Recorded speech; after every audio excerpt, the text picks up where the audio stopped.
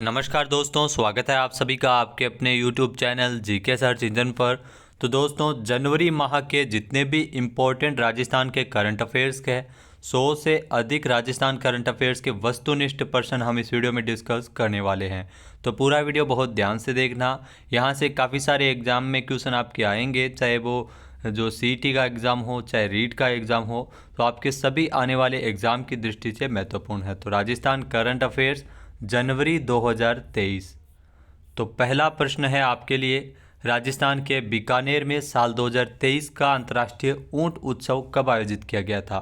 तो ये ध्यान रखना, अंतर्राष्ट्रीय ऊंट उत्सव का आयोजन बीकानेर में 4 से लेकर 5 जनवरी 2023 तक हुआ था। यानी कि बी ऑप्शन इस क्वेश्चन का बिल्कुल सही है। बीकानेर में अंतर्राष्ट्रीय ऊंट उत्सव का आयोजन किया गया था। पिछले साल इसका आयोजन 6 से लेकर 8 मार्च तक हुआ था। तो अंतर्राष्ट्रीय ऊंट उत्सव जो हर साल बीकानेर में आयोजित किया जाता है। नेक्स्ट क्वेश्चन है, राजस्थान में वरिष्ठ नागरिक तीर्थ यात्रा योजना 2022 के लिए कितने करोड़ रुपए का अतिरिक्त बजट का प्रावधान रखा गया था? तो इस योजना के लिए 15 करोड़ रुपए के अतिरिक्त प्रावधान का बजट है वो रखा गया था राजस्थान सरकार के द्वारा। यानी कि ए ऑप्शन इसका बिल्कुल सही है। वरिष्ठ नागरिक तीर्थ यात्रा योजना, जिसमें तीर्थ यात्रा वरिष्ठ नागरिकों को करवाई जाती है। इसमें राजस्थानी मूल के जो वरिष्ठ नागरिकों को 60 वर्ष या इससे अधिक आयु के लिए इसमें जो 10,000, जी हाँ 10,000 यात्रियों की संख्या थी, जिसे बढ़ाकर कितना किया गया है, 20,000 किया गया। तो ये आप जरूर ध्यान रखना, यहाँ से क्वेश्चन बन सकता है। तो इसके लिए 15 करोड़ रुपये अतिरिक्त बजट के प्रावधान का स्वीकृति प्रदान की गई थी। नेक्स्ट क्वेश्चन है, हाल ही में किसके द्वारा लिखित पुस्तक इबारत एक महफिल का विमोचन सीएम अशोक गहलोत ने किया था? तो पुस्तक से काफ़ी सारे क्वेश्चन बनते हैं। तो इबारत एक महफिल नामक पुस्तक का विमोचन किया गया था मुख्यमंत्री अशोक गहलोत ने, और ये पुस्तक लिखित है मोहम्मद जमान आरिफ ने। यानी कि ए ऑप्शन यहाँ पर बिल्कुल सही है। मोहम्मद जमान आरिफ, जिनके पिता थे मरहूम मोहम्मद उस्मान आरिफ, जो बीकानेर जिले से इनका संबंध था, और ये इनके पिताजी उत्तर प्रदेश के पूर्व राज्यपाल रह चुके हैं। तो मोहम्मद जमान आरिफ के द्वारा इस पुस्तक का लिखा गया है और इसका विमोचन सीएम अशोक गहलोत ने किया था। नेक्स्ट है, हाल ही में राजस्थान के किस जिले में स्थित पांडोली में 4 करोड़ रुपए की लागत से महाबलिदानी पन्नाधाय पेनोरमा बनाया जाएगा? तो पांडोली आप सभी को पता है चित्तौड़गढ़ में स्थित है। यानी कि ए ऑप्शन यहाँ पर बिल्कुल सही है। जी हाँ, चित्तौड़गढ़ के पांडोली में 4 करोड़ रुपए की लागत से पन्नाधाय का पेनोरमा बनाया जाएगा। इसके अलावा पेनोरमा आप सभी को पता है शाहपुरा में स्वतंत्रता सेनानी केसरी सिंह बारट के लिए पेनोरमा, चावंड में महाराणा प्रताप पेनोरमा है। इसके अलावा दौलतपुरा में लोक देवता अमराजी भगत का पेनोरमा बनाया जा रहा है। नेक्स्ट क्वेश्चन है, हाल ही में वैश्विक संस्था विमेन इकोनॉमिक फोरम का लीडर ऑफ डिकेड सम्मान किसे दिया गया है? तो अशोक चांदना को पुरस्कार दिया गया है। यानी कि ए ऑप्शन इसका बिल्कुल सही है। अशोक चांदना को लीडर ऑफ डिकेड पुरस्कार है वो 30 दिसंबर को दिया गया था विमेन इकोनॉमिक फोरम की ओर से। महिला सशक्तिकरण के क्षेत्र में उत्कृष्ट कार्य करने के लिए तो राज्य सरकार की योजनाएं चलाई जा रही है। तो उनको देखते हुए खेल एवं युवा मामलों के मंत्री है अशोक चांदना, जिनको विमेन इकोनॉमिक फोरम की ओर से लीडर ऑफ डिकेड सम्मान से नवाजा गया था। नेक्स्ट क्वेश्चन है, हाल ही में अजमेर में आयोजित 8वीं राष्ट्रीय हॉकी चैंपियनशिप किसने जीती है? तो अजमेर में जो 8वीं राष्ट्रीय हॉकी चैंपियनशिप का आयोजन किया गया था, जिसमें जो आर्मी रुड़की उत्तराखंड ने इस चैंपियनशिप को जीता है। यानी कि बी ऑप्शन इसका बिल्कुल सही है। उप विजेता रही थी हॉकी की जो जयपुर की टीम, इसमें उप विजेता रही थी। तो कौन जीती है? आर्मी रुड़की जो उत्तराखंड की टीम के द्वारा इस प्रतियोगिता को जीता गया है। अजमेर में मेजर ध्यानचंद क्लब के तत्वावधान में 8वीं राष्ट्रीय हॉकी चैंपियनशिप का आयोजन किया गया था 30 दिसंबर को। नेक्स्ट है, हाल ही में 5 से लेकर 8 जनवरी को 63वीं वार्षिक कॉन्फ्रेंस ISGCON 2023 का आयोजन राजस्थान में कहाँ किया गया था? तो इसका आयोजन है वो राजस्थान के जयपुर में हुआ था। यानी कि सी ऑप्शन इसका बिल्कुल सही है। इंडियन सोसाइटी ऑफ गेस्ट्रोएंट्रोलॉजी की ओर से सीतापुरा जयपुर में ये 63वीं वार्षिक कॉन्फ्रेंस ISGCON 2023 का आयोजन किया गया था, जिसमें पेट से जुड़ी बीमारियों के इलाज में आई नवीनतम तकनीक को साझा करने के लिए 5 से लेकर 8 जनवरी तक इसका आयोजन वो जयपुर में हुआ था। नेक्स्ट है, हाल ही में किस जिले के ज्योतिषाचार्य डॉक्टर नंदकिशोर पुरोहित को ज्योतिष विभूषण सम्मान से नवाजा गया है? तो ज्योतिष विभूषण सम्मान मिला है बीकानेर के ज्योतिषाचार्य डॉक्टर नंदकिशोर पुरोहित को। यानी कि ए ऑप्शन इसका बिल्कुल सही है। इनको यह पुरस्कार दिया गया है। जो नंद किशोर पुरोहित, इन्हें ज्योतिष विभूषण सम्मान से नवाजा गया है। बीकानेर के विख्यात ज्योतिषाचार्य द फोरकास्ट हाउस के निदेशक है डॉक्टर नंद किशोर पुरोहित। तो इन्हें यह पुरस्कार उत्तराखंड के मुख्यमंत्री पुष्कर सिंह धामी के द्वारा दिया गया था। नेक्स्ट क्वेश्चन है, हाल ही में राजस्थान के कितने स्टेट हाईवे पर फास्टैग सुविधा को शुरू किया गया है? तो राजस्थान के 10 स्टेट हाईवे पर फास्टैग की सुविधा की शुरुआत हुई है, यानी कि सी ऑप्शन इसका बिल्कुल सही है। ये ध्यान रखना, जो राजस्थान स्टेट हाईवे के टोल बूथों पर फास्टैग से टोल वसूली की सुविधा को पायलट प्रोजेक्ट के तौर पर शुरू किया गया है और 2 जनवरी से राजस्थान के 10 स्टेट हाईवे पर इस सुविधा की शुरुआत हुई है। तो NHAI के द्वारा इसमें पायलट प्रोजेक्ट के तौर पर जयपुर, भीलवाड़ा, सीकर, झुंझुनू, लोहारू सड़क मार्ग पर इलेक्ट्रॉनिक टोल संग्रहण प्रणाली जो फास्टैग की सुविधा की शुरुआत हुई है। नेक्स्ट है, हाल ही में 3 जनवरी को जयपुर के राजभवन में बने संविधान पार्क का उद्घाटन किसने किया था? तो द्रौपदी मुर्मू जो राष्ट्रपति है उनके द्वारा इस संविधान पार्क का उद्घाटन किया गया था, यानी कि ए ऑप्शन इसका बिल्कुल सही है। 3 और 4 जनवरी को राजस्थान दौरे पर थी राष्ट्रपति द्रौपदी मुर्मू और उन्हीं के द्वारा ये जयपुर में बने इस संविधान पार्क का लोकार्पण किया गया था। जयपुर के राजभवन में इस संविधान पार्क को बनाया गया है। राज्यपाल कलराज मिश्र की पहल पर राजस्थान देश का पहला राज्य है जहां पर जो संविधान के प्रति जागरूकता हेतु संविधान उद्यान है वो स्थापित किया गया है। तो इसके बाद राष्ट्रपति द्रौपदी मुर्मू के द्वारा जो पाली में राष्ट्रीय जम्बूरी का भी शुभारंभ किया गया था। नेक्स्ट क्वेश्चन है, हाल ही में जयपुर में लोकसभा और देश की विभिन्न राज्यों की विधानसभाओं के पीठासीन अधिकारियों और सचिवों का सम्मेलन कब आयोजित किया गया था? तो ये क्वेश्चन आपके लिए मार्क लगा लेना इंपॉर्टेंट हो सकता है।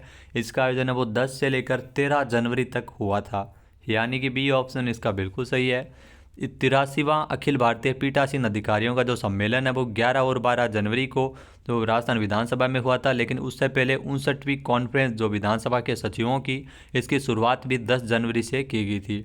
तो 10 से लेकर 13 जनवरी तक जो जयपुर में लोकसभा और देश की विभिन्न राज्यों की विधानसभाओं के पीठासीन अधिकारियों और सचिवों का सम्मेलन का आयोजन किया गया था। राजस्थान को इस सम्मेलन की मेजबानी का मौका 11 वर्ष बाद में मिला था। इससे पहले 2011 में यह सम्मेलन है वो राजस्थान में हो चुका है। नेक्स्ट क्वेश्चन है, हाल ही में जयपुर इंटरनेशनल फिल्म फेस्टिवल का कौन सा संस्करण 6 जनवरी 2023 को शुरू किया गया था? तो जयपुर इंटरनेशनल फिल्म फेस्टिवल की अगर बात की जाए तो 6 जनवरी से जो 15वां संस्करण है वो शुरू हुआ था, यानी कि बी ऑप्शन इसका बिल्कुल सही है। जी हाँ, जिफ फिल्म क्लब की ओर से जयपुर इंटरनेशनल फिल्म फेस्टिवल समारोह है जिफ 2023 जो 6 जनवरी से शुरू हुआ था प्रताप ऑडिटोरियम जयपुर में।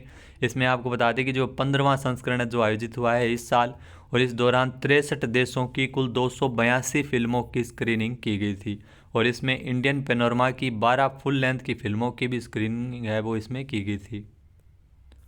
नेक्स्ट है, हाल ही में 3 जनवरी को राजस्थान में किसने 1000 मेगावाट क्षमता की बीकानेर सौर विद्युत परियोजना की आधारशिला रखी थी?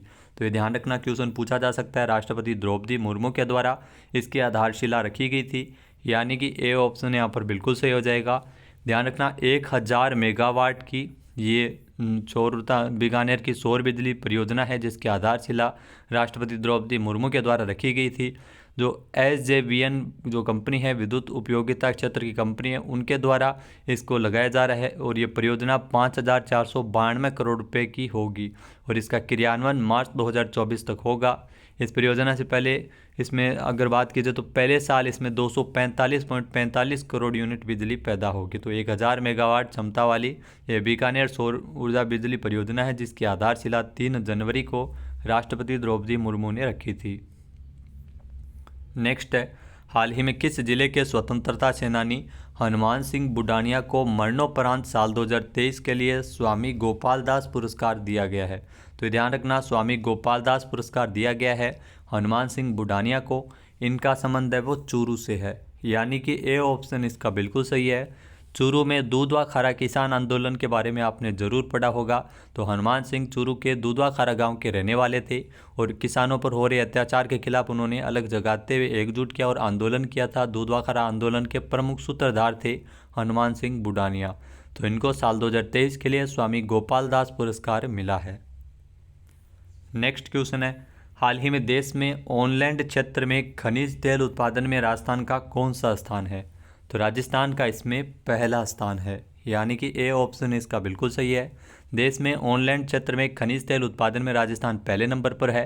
वर्तमान में ओएनजीसी और ऑयल इंडिया द्वारा बाड़मेर और जैसलमेर में पेट्रोलियम और गैस का उत्पादन किया जा रहा है। तो इसके लिए ओएनजीसी को 9 और ऑयल इंडिया को 2 लाइसेंस इसमें दिए गए हैं। तो ऑनलैंड क्षेत्र में खनिज तेल उत्पादन में राजस्थान का देश में पहला स्थान है। नेक्स्ट क्वेश्चन है, राजस्थान के जयपुर में रायसर के देवीतला पहाड़ी पर स्थित प्रसिद्ध बांकी माता मंदिर में जयपुर के कौन से रोपवे का निर्माण कार्य किया जा रहा है? तो ये ध्यान रखना, यहाँ पर जयपुर का तीसरा रोपवे है जिसका निर्माण कार्य किया जा रहा है, यानी कि ए ऑप्शन इसका बिल्कुल सही है। रायसर स्थित बांकी माता मंदिर में ये जयपुर जिले का तीसरा रोपवे है। यहाँ जयपुर में सामोद हनुमान जी मंदिर में रोपवे का निर्माण हो चुका है।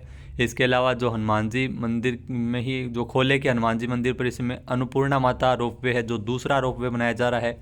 इसके अलावा जो तीसरा रोपवे है वो जयपुर के रायसर के देवीतला पहाड़ी पर स्थित बांकी माता मंदिर में ये जयपुर का तीसरा रोपवे का निर्माण कार्य किया जा रहा है। नेक्स्ट क्वेश्चन है, मौसम संबंधित सटीक जानकारी के लिए राजस्थान में किस एयरपोर्ट में जो आरवीआर इंस्ट्रूमेंट्स स्थापित किए गए हैं? तो ये आपको बता दें कि मौसम से संबंधित सटीक जानकारी के लिए उदयपुर और किशनगढ़ यहाँ के एयरपोर्ट पर आरवीआर इंस्ट्रूमेंट है वो स्थापित किए गए हैं, यानी कि सी ऑप्शन इसका बिल्कुल सही। उपरोक्त दोनों यंत्रों को लगाने से मौसम सेवाओं को और बेहतर और अत्याधुनिक तरीके से सटीक जानकारी मिल सकेगी। तो ये लगाए गए हैं इन दोनों एयरपोर्ट पर। नेक्स्ट है, हाल ही में पाली जिले के रोहट में 18वीं राष्ट्रीय स्काउट एंड गाइड जम्बूरी का उद्घाटन किसने किया था? तो राष्ट्रपति द्रौपदी मुर्मू के द्वारा इस जम्बूरी का उद्घाटन किया गया था, यानी कि ए ऑप्शन यहाँ पर बिल्कुल सही है। यह क्वेश्चन आपके आने वाले सभी एग्जाम की दृष्टि से महत्वपूर्ण है। काफ़ी सारे क्वेश्चन आपके यहाँ से बनने वाले हैं। तो आपको बता दें कि राष्ट्रीय स्काउट एंड गाइड जम्बूरी 4 जनवरी को इस जम्बूरी का उद्घाटन किया था और जो राष्ट्रपति द्रौपदी मुर्मू के द्वारा, और पाली जिले के रोहट में कहाँ हुआ था? पाली जिले के रोहट में इस जम्बूरी का आयोजन किया गया था। 66 साल बाद में राजस्थान को इस जम्बूरी की मेज़बानी मिली है। इससे पहले इस जम्बूरी का कहाँ पर आयोजन हुआ था ये भी आपको ध्यान में रखना है, क्वेश्चन पूछा गया है 1956 में। इससे पहले जयपुर में इस राष्ट्रीय जम्बूरी का आयोजन हो चुका है। तो राजस्थान में दूसरी बार ये राष्ट्रीय जम्बूरी का आयोजन किया गया है।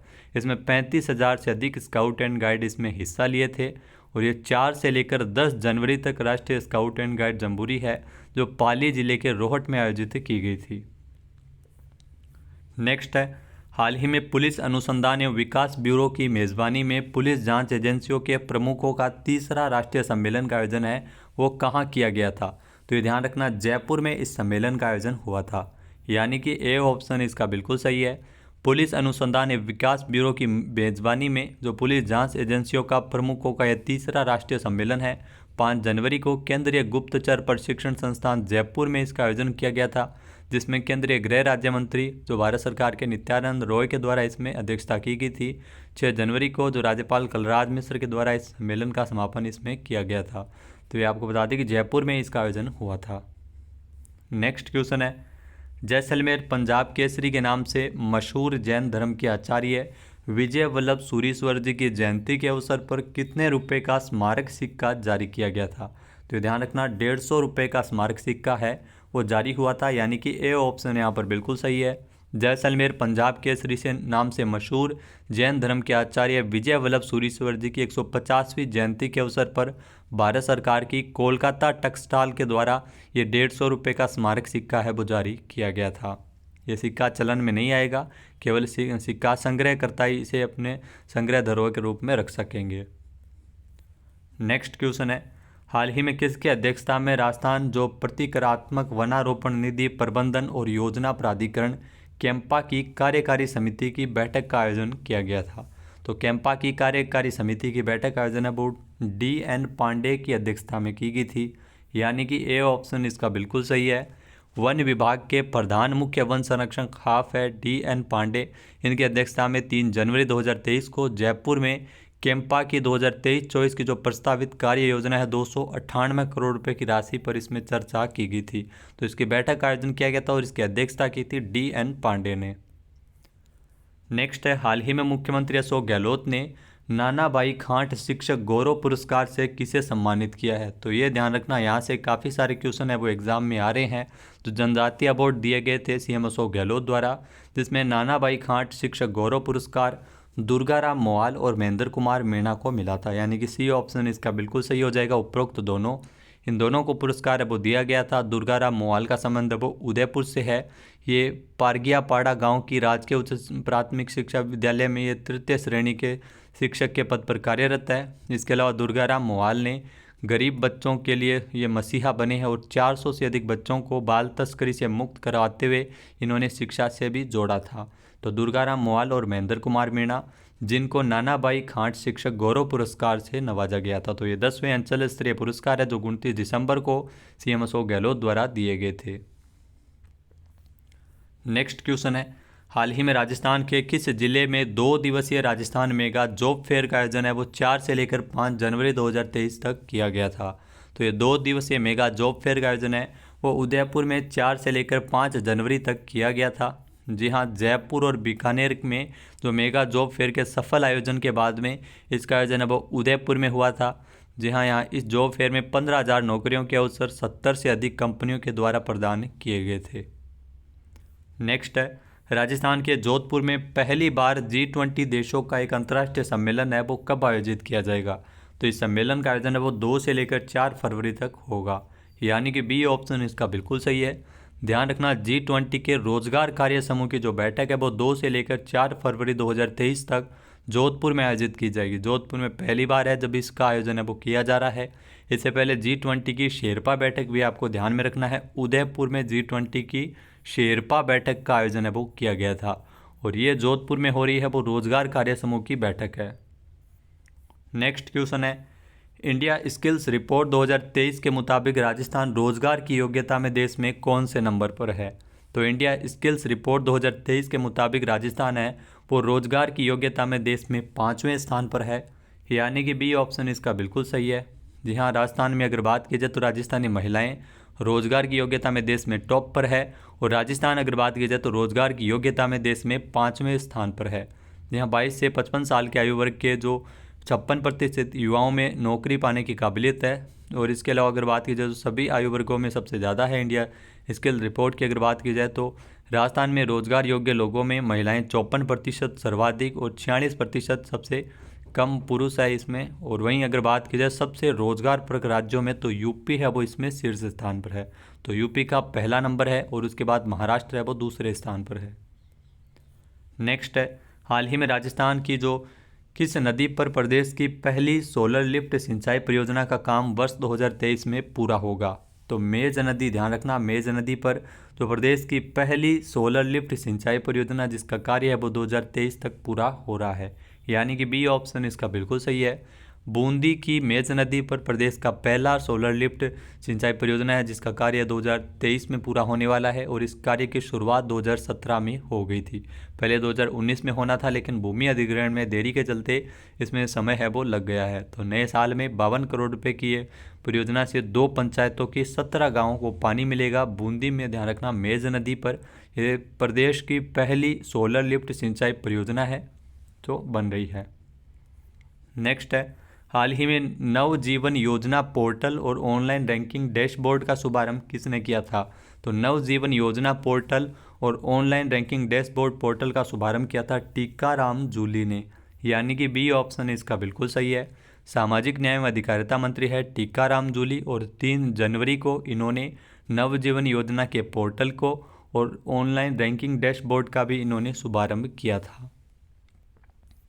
नेक्स्ट है, हाल ही में जोधपुर में 6 जनवरी को पश्चिमी राजस्थान के सबसे बड़े हैंडीक्राफ्ट फेस्टिवल का उद्घाटन किसने किया था? तो जोधपुर में 6 जनवरी को पश्चिमी राजस्थान के सबसे बड़े हैंडीक्राफ्ट फेस्टिवल का उद्घाटन किया था सीएम अशोक गहलोत ने, यानी कि बी ऑप्शन इसका बिल्कुल सही है। इसका आयोजन है वो 32वां संस्करण है जो आयोजित किया गया था। गत 2 वर्ष से ये आयोजन है वो कोरोना के चलते नहीं हो पाया है। तो हस्तशिल्प मेला में जाने वाले लोगों को इस बार स्क्रैप से बनी हुई ये शिव की प्रतिमा यहाँ पर देखने को मिली थी।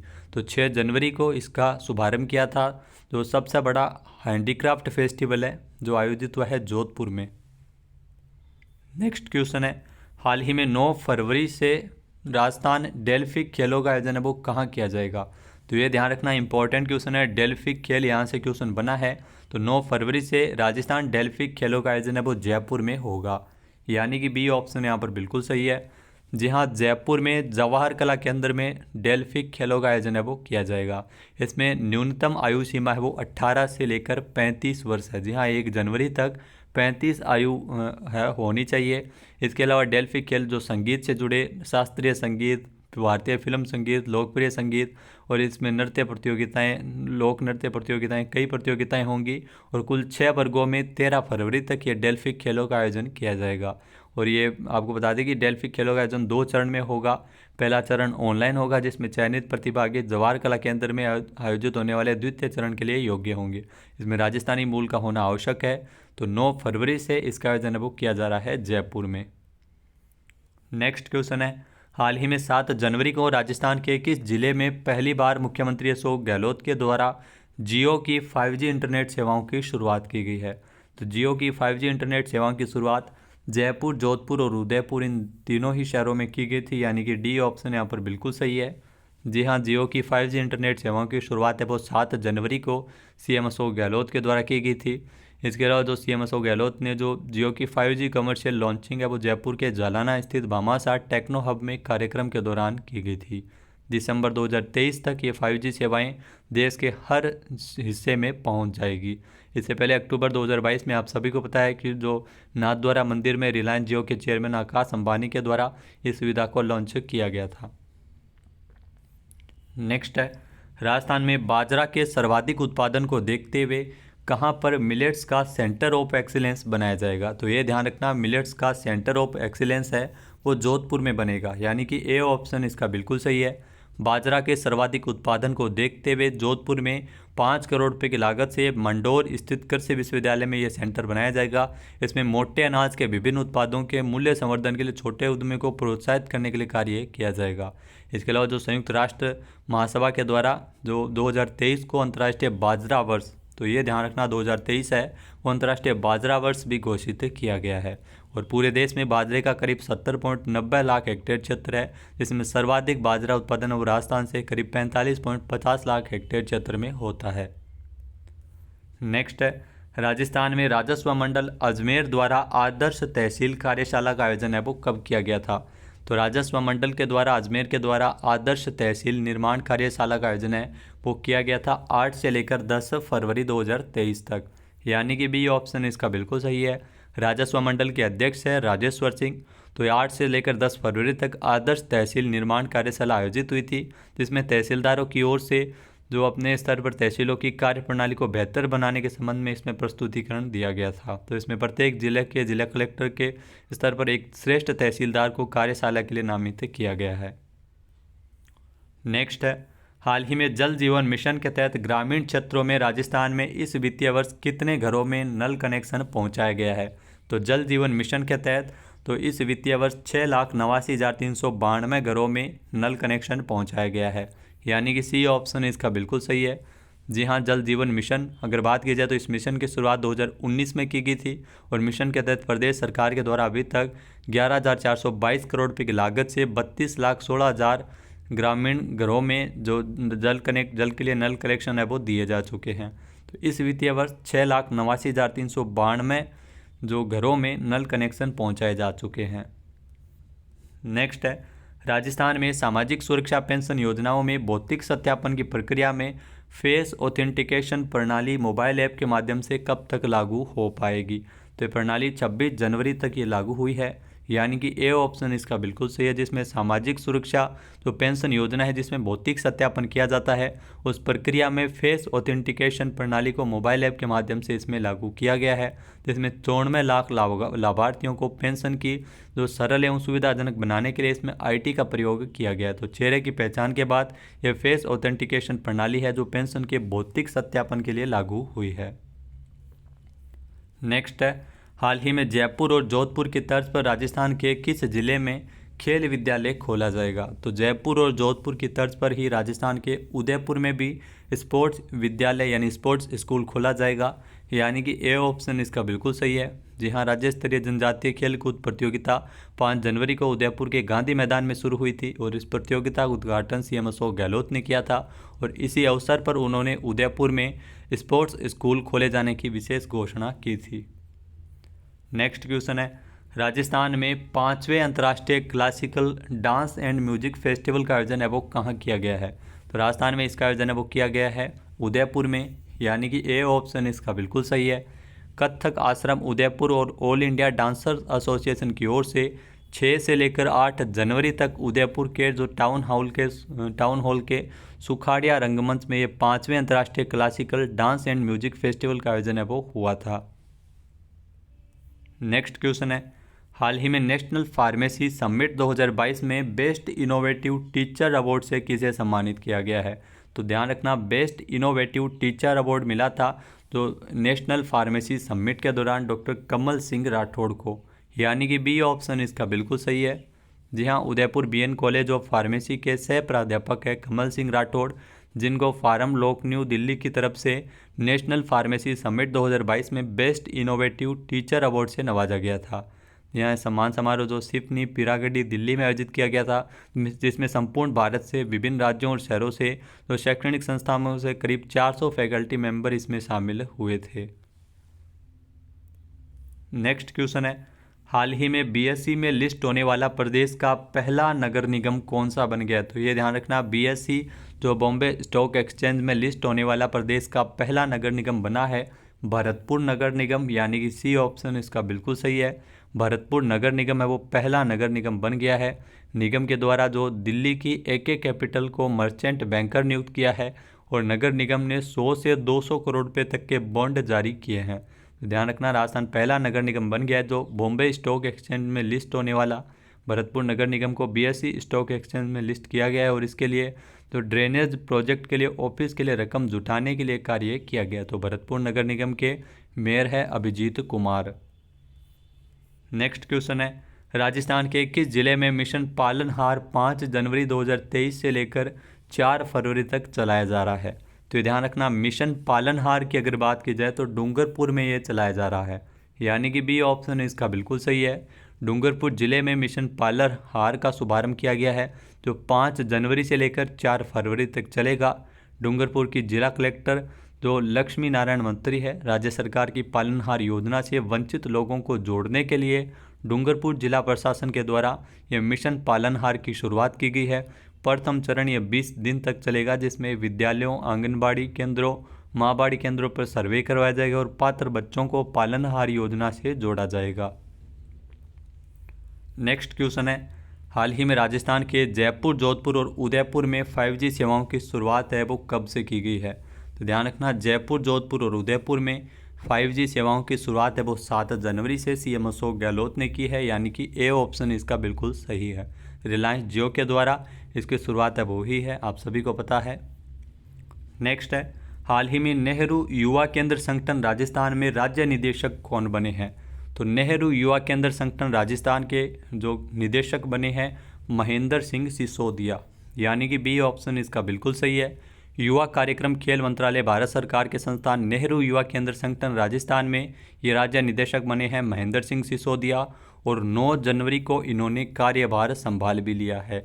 नेहरू युवा केंद्र जिसकी स्थापना अगर बात की जाए तो इन केंद्रों की स्थापना 1972 से की गई है। तो ग्रामीण क्षेत्रों में तो राष्ट्र निर्माण की प्रक्रिया में भाग लेने वाले इसमें युवाओं को व्यक्तित्व एवं कौशल विकास के आधार पर अवसर उपलब्ध करवाने के लिए नेहरू युवा केंद्रों का गठन किया जाता है। नेक्स्ट है, राजस्थान विधानसभा में देश के विधायी मंडलों के पीठासीन अधिकारियों का अखिल भारतीय सम्मेलन किसकी अध्यक्षता में आयोजित किया गया है? तो ध्यान रखना, यह सम्मेलन है वो ओम बिरला की अध्यक्षता में आयोजित हुआ था, यानी कि सी ऑप्शन इसका बिल्कुल सही है। पीठासीन अधिकारियों का जो 83वां अखिल भारतीय सम्मेलन है विधानमंडलों का, जो 11 और 12 जनवरी को राजस्थान विधानसभा में आयोजित किया गया था और ये आपको बता दें कि ओम बिरला की अध्यक्षता में इसका आयोजन हुआ था, जिसमें उपराष्ट्रपति जगदीप धनखड़ भी शामिल हुए थे। ये सम्मेलन जो लोकसभा अध्यक्ष ओम बिरला इसमें अध्यक्षता की थी और इसके अलावा अगर बात की जाए तो 76वां अखिल भारतीय पीठासीन अधिकारियों का सम्मेलन है वो इससे पहले 21 और 22 सितंबर 2011 में आयोजित किया गया था और वो भी जयपुर में। तो ये ध्यान रखना, पिछली बार राजस्थान में इसकी मेज़बानी कहाँ मिली थी? जयपुर में इसका आयोजन हुआ था। नेक्स्ट क्वेश्चन है, राजस्थान पत्रिका समूह के सृजनात्मक साहित्य पुरस्कारों के तहत कहानी में पहला पुरस्कार किसे दिया गया है? तो कहानी के अंदर पहला पुरस्कार है वो राजस्थान पत्रिका समूह के सृजनात्मक साहित्य पुरस्कारों में रविदत्त मोहता को मिला है, यानी कि ए ऑप्शन इसका बिल्कुल सही है। रविदत्त मोहता की कहानी, ध्यान रखना, गुमशुदा, यहाँ गुमशुदा कहानी के लिए कहानी में जो पहला पुरस्कार इनको मिला है।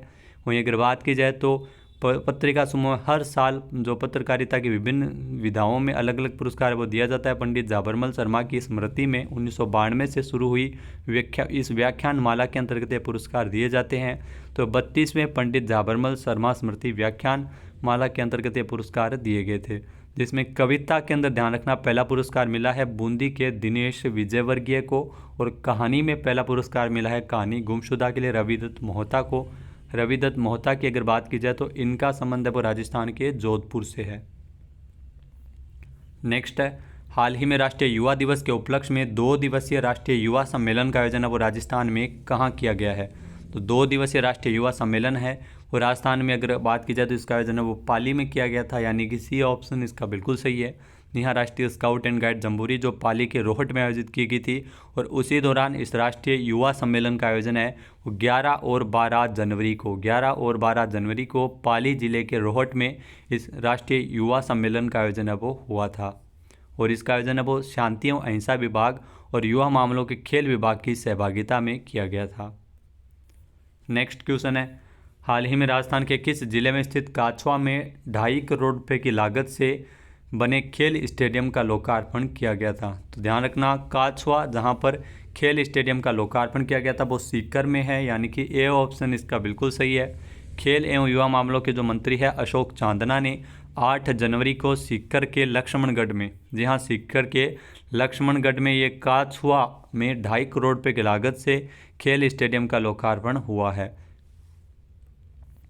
नेक्स्ट है, राजस्थान के किस जिले की शालिनी गोयल को सृजनात्मक साहित्य पुरस्कारों के तहत कहानी में दूसरा पुरस्कार मिला है? जी हाँ, जो राजस्थान पत्रिका के सृजनात्मक साहित्य पुरस्कारों के तहत अगर बात की जाए, कहानी में पहला पुरस्कार जोधपुर के रविदत्त मोहता को दिया गया था, जबकि दूसरा पुरस्कार मिला है इसमें शालिनी गोयल, ये भी जोधपुर से ही है, यानी कि सी ऑप्शन इसका बिल्कुल सही है। दूसरा पुरस्कार मिला है कहानी में शालिनी गोयल को। इनकी जो कहानी है, शालिनी गोयल की कहानी मिठाई के लिए, ध्यान रखना, मिठाई के लिए इनको पुरस्कार है वो दिया गया है कहानी में। दूसरा पुरस्कार जो सृजनात्मक साहित्य पुरस्कार वितरित किए गए हैं पत्रिका समूह है, तो 32वें पंडित जाबरमल शर्मा स्मृति व्याख्यान के अंतर्गत ये पुरस्कार इसमें दिए जाते हैं। नेक्स्ट क्वेश्चन है, हाल ही में राज्य सरकार के उद्योग एवं वाणिज्य विभाग के फ्लैगशिप कार्यक्रम में मिशन निर्यातक बनों के तहत किस जिले में 11 जनवरी को प्रशिक्षण आयोजित किया गया था? तो ध्यान रखना, इस प्रशिक्षण का आयोजन है वो नागौर में किया गया था, यानी कि ए ऑप्शन इसका बिल्कुल सही है। राज्य सरकार के जो उद्योग एवं वाणिज्य विभाग के फ्लैगशिप कार्यक्रम मिशन निर्यातक बनों के तहत 11 जनवरी को नागौर में प्रशिक्षण आयोजित किया गया था। जी हाँ, राजस्थान निर्यात संवर्धन परिषद की अगर बात की जाए तो उद्योग विभाग और उद्योग एवं वाणिज्य विभाग की ओर से इस कार्यक्रम में जो विशेषज्ञ इच्छुक निर्यातकों को निर्यात से संबंधित पूरे नियमों की जानकारी इसमें दी गई थी। नेक्स्ट क्वेश्चन है, 10 जनवरी को इंदौर में आयोजित प्रवासी भारतीय सम्मेलन में राष्ट्रपति द्रौपदी मुर्मू के द्वारा राजस्थान से किसे सम्मानित किया गया था? तो ध्यान रखना, 10 जनवरी को इंदौर में प्रवासी भारतीय सम्मेलन का आयोजन हुआ था, जिसमें राष्ट्रपति द्रौपदी मुर्मू के द्वारा अमित लाट को नवाजा गया था, यानी कि बी ऑप्शन इसका बिल्कुल सही है। 10 जनवरी को प्रवासी भारतीय सम्मेलन में राष्ट्रपति द्रौपदी मुर्मू ने शारदा ग्रुप पोलैंड भीलवाड़ा के सीईओ अमित लाट का अभिनंदन किया है, सम्मानित किया है। अमित लाट ने यूक्रेन में फंसे भारतीय छात्रों को पोलैंड के रास्ते भारत लाने में महत्वपूर्ण भूमिका निभाई थी। अमित लाट मूलतः राजस्थान के रहने वाले हैं, तो इनको यह पुरस्कार है वो दिया गया था। तो प्रवासी भारतीयों को दिया जाने वाले सर्वोच्च सम्मान है जो अमित लाट को मिला है, और ये सम्मान दुनिया भर से 27 प्रवासी भारतीयों को दिया जाता है। तो 8 से लेकर 10 जनवरी तक इंदौर में प्रवासी भारतीय सम्मेलन का आयोजन हुआ था। नेक्स्ट क्वेश्चन है, हाल ही में बालिका वर्ग में 44वीं सब जूनियर राष्ट्रीय वॉलीबॉल चैंपियनशिप किसने जीती है? तो बालिका वर्ग में 44वीं सब जूनियर राष्ट्रीय वॉलीबॉल चैंपियनशिप की अगर बात की जाए तो राजस्थान की टीम ने ये चैंपियनशिप जीती है, यानी कि बी ऑप्शन इसका बिल्कुल सही है। जी हाँ, राजस्थान की टीम ने वॉलीबॉल फेडरेशन ऑफ इंडिया और दिल्ली वॉलीबॉल एसोसिएशन के संयुक्त तत्वावधान में 3 से लेकर 8 जनवरी तक दिल्ली में हुई चैंपियनशिप के फाइनल मैच में राजस्थान की टीम ने यूपी को, ध्यान रखना, यूपी को 3-1 से हराते हुए ये चैंपियनशिप जीत ली है। राजस्थान टीम की कप्तान थी कविता सुथार और इसमें कविता सुथार को टूर्नामेंट की सर्वश्रेष्ठ खिलाड़ी का पुरस्कार दिया जा चुका है।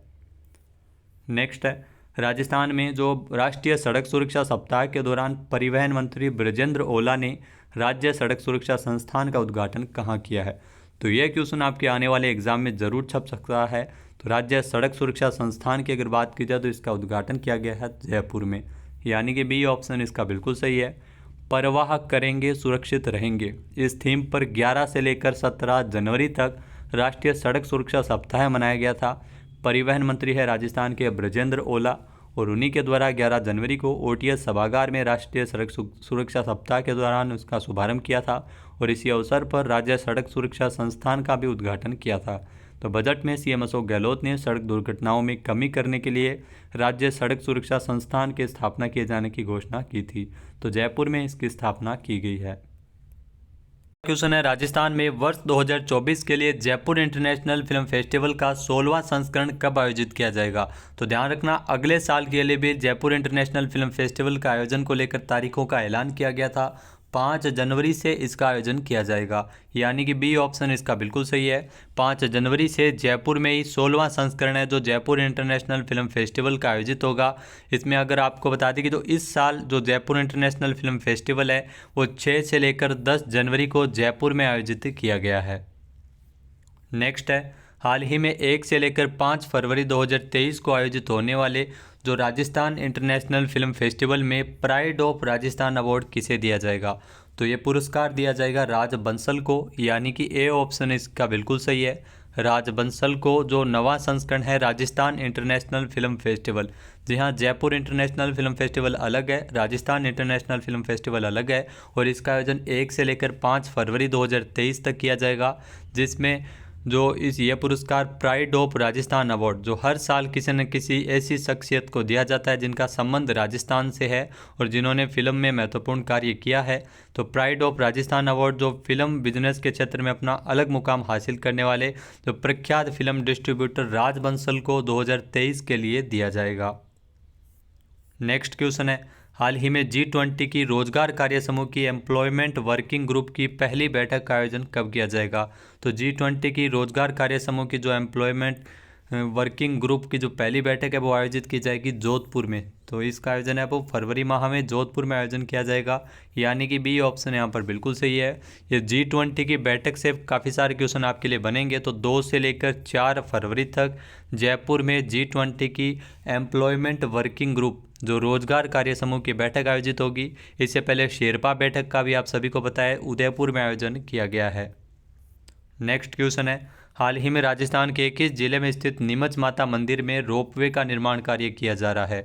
तो नीमच माता मंदिर है वो उदयपुर में स्थित है जहां पर रोपवे का निर्माण कार्य किया जा रहा है, यानी कि ए ऑप्शन इसका बिल्कुल सही है। इससे पहले उदयपुर में जो पिछोला झील के किनारे पहाड़ी पर स्थित करणी माता रोपवे का संचालन किया जा रहा है। तो ये उदयपुर का ये दूसरा रोपवे है जिसका निर्माण कार्य किया जाएगा नीमच माता मंदिर में। अगर बात की जाए तो इस रोपवे की लंबाई 450 मीटर होगी और इस पर 4 टावर भी लगाए जाएंगे। नेक्स्ट है, राजस्थान के बीकानेर में अंतर्राष्ट्रीय ऊंट उत्सव कब आयोजित किया गया है। तो बीकानेर में अंतर्राष्ट्रीय ऊंट उत्सव, यहाँ से डेफिनेटली क्वेश्चन एग्जाम में आने वाले हैं। इसका आयोजन वो 13 से लेकर 15 जनवरी 2023 तक किया गया है, यानी कि बी ऑप्शन यहाँ पर बिल्कुल सही है। इस साल अंतर्राष्ट्रीय ऊंट उत्सव काफ़ी महत्वपूर्ण रहा था क्योंकि इस साल जो सीमावर्ती क्षेत्र में पर्यटन विकसित करने के लिए सांचू पोस्ट भी तैयार की गई थी। तो बीकानेर कार्निवल के साथ ऊंट फेस्टिवल की शुरुआत हुई थी बीकानेर में। यह अंतर्राष्ट्रीय ऊंट उत्सव है जो 13 से लेकर 15 जनवरी तक आयोजित किया गया है। नेक्स्ट है, हाल ही में राजस्थान में सूचना आयुक्त के रूप में किसकी नियुक्ति की गई है। तो राजस्थान में सूचना आयुक्त के रूप में ML लाठर की नियुक्ति की गई है, यानी कि ए ऑप्शन यहाँ पर बिल्कुल सही है। ML लाठर यानी मनोहर लाल लाठर जो पूर्व DGP रह चुके हैं, राजस्थान पुलिस महानिदेशक रह चुके हैं, इनको राज्य सूचना आयुक्त के रूप में नियुक्त किया है। इनको शपथ दिलाई गई थी, कलराज मिश्र ने इनकी नियुक्ति के आदेश जारी किए गए थे। इसके अलावा आपको बता दें कि ML लाठर है वो 1987 बैच के IPS अधिकारी है और मूल रूप से इनका संबंध है वो हरियाणा से है। ये राजस्थान पुलिस के महानिदेशक के रूप में भी कार्य कर चुके हैं। तो आपको बता दें कि इससे पूर्व जो मुख्य सचिव DB गुप्ता को भी मुख्य सूचना आयुक्त बनाया गया था और ये बने हैं सूचना आयुक्त। नेक्स्ट क्वेश्चन है, हाल ही में 18वीं राष्ट्रीय स्काउट एंड गाइड जम्बूरी में सभी क्षेत्रों में बेहतर प्रदर्शन के लिए किस राज्य को सर्वश्रेष्ठ राज्य का पुरस्कार दिया गया है? तो राजस्थान को ये सर्वश्रेष्ठ राज्य का पुरस्कार है वो इस जम्बूरी में दिया गया था, यानी कि सी ऑप्शन इसका बिल्कुल सही है। सबसे पहले आपको बता दें कि 4 से लेकर 10 जनवरी तक पाली जिले के रोहट में इस जम्बूरी का आयोजन है वो किया गया था और राजस्थान को 66 साल बाद इसकी मेज़बानी मिली थी। इससे पहले इस जम्बूरी का आयोजन है वो 1956 में किया गया था और जयपुर में ये जम्बूरी आयोजित हुई थी। तो 18वीं राष्ट्रीय स्काउट एंड गाइड जम्बूरी जिसका आयोजन है वो राजस्थान में किया गया था। आपको बता दें कि पाली जिले के रोहट में इसका आयोजन हुआ था और राष्ट्रपति द्रौपदी मुर्मू के द्वारा इस जम्बूरी का शुभारंभ किया गया था। तो इसमें सर्वश्रेष्ठ राज्य में राजस्थान को पुरस्कार है वो दिया गया था। जी हाँ, सर्वश्रेष्ठ स्काउट के लिए national commissioner shield for scouting और सर्वश्रेष्ठ गाइड के लिए national commissioner shield for guide दोनों ही श्रेणी में राजस्थान ने सर्वश्रेष्ठ स्थान हासिल करते हुए पुरस्कार जीता है। नेक्स्ट है, हाल ही में अंधता निवारण के लिए पॉलिसी लागू करने वाला देश का पहला राज्य कौन सा बन गया है? तो अपना राजस्थान है वो अंधता निवारण के लिए पॉलिसी लागू करने वाला देश का पहला राज्य बना है राजस्थान, यानी कि बी ऑप्शन यहाँ पर बिल्कुल सही है। जी हाँ, इसके माध्यम से जो right to sight vision policy है जो राज्य सरकार की ओर से लागू की गई है, इससे 3 लाख लोगों को आंखों की रोशनी मिल सकेगी। तो अंधता निवारण के लिए पॉलिसी लागू करने वाला देश का पहला राज्य बना है राजस्थान। यहाँ पर जो इसके पॉलिसी डॉक्यूमेंट के तहत सभी सरकारी मेडिकल कॉलेजों में अनिवार्य रूप से केराटोप्लास्टी, प्लास्टिक सेंटर और आई बैंक संचालित किए जाएंगे। नेक्स्ट है, हाल ही में राजस्थान में पशुपालन विभाग द्वारा पशु कल्याण पखवाड़ा कब मनाया गया है?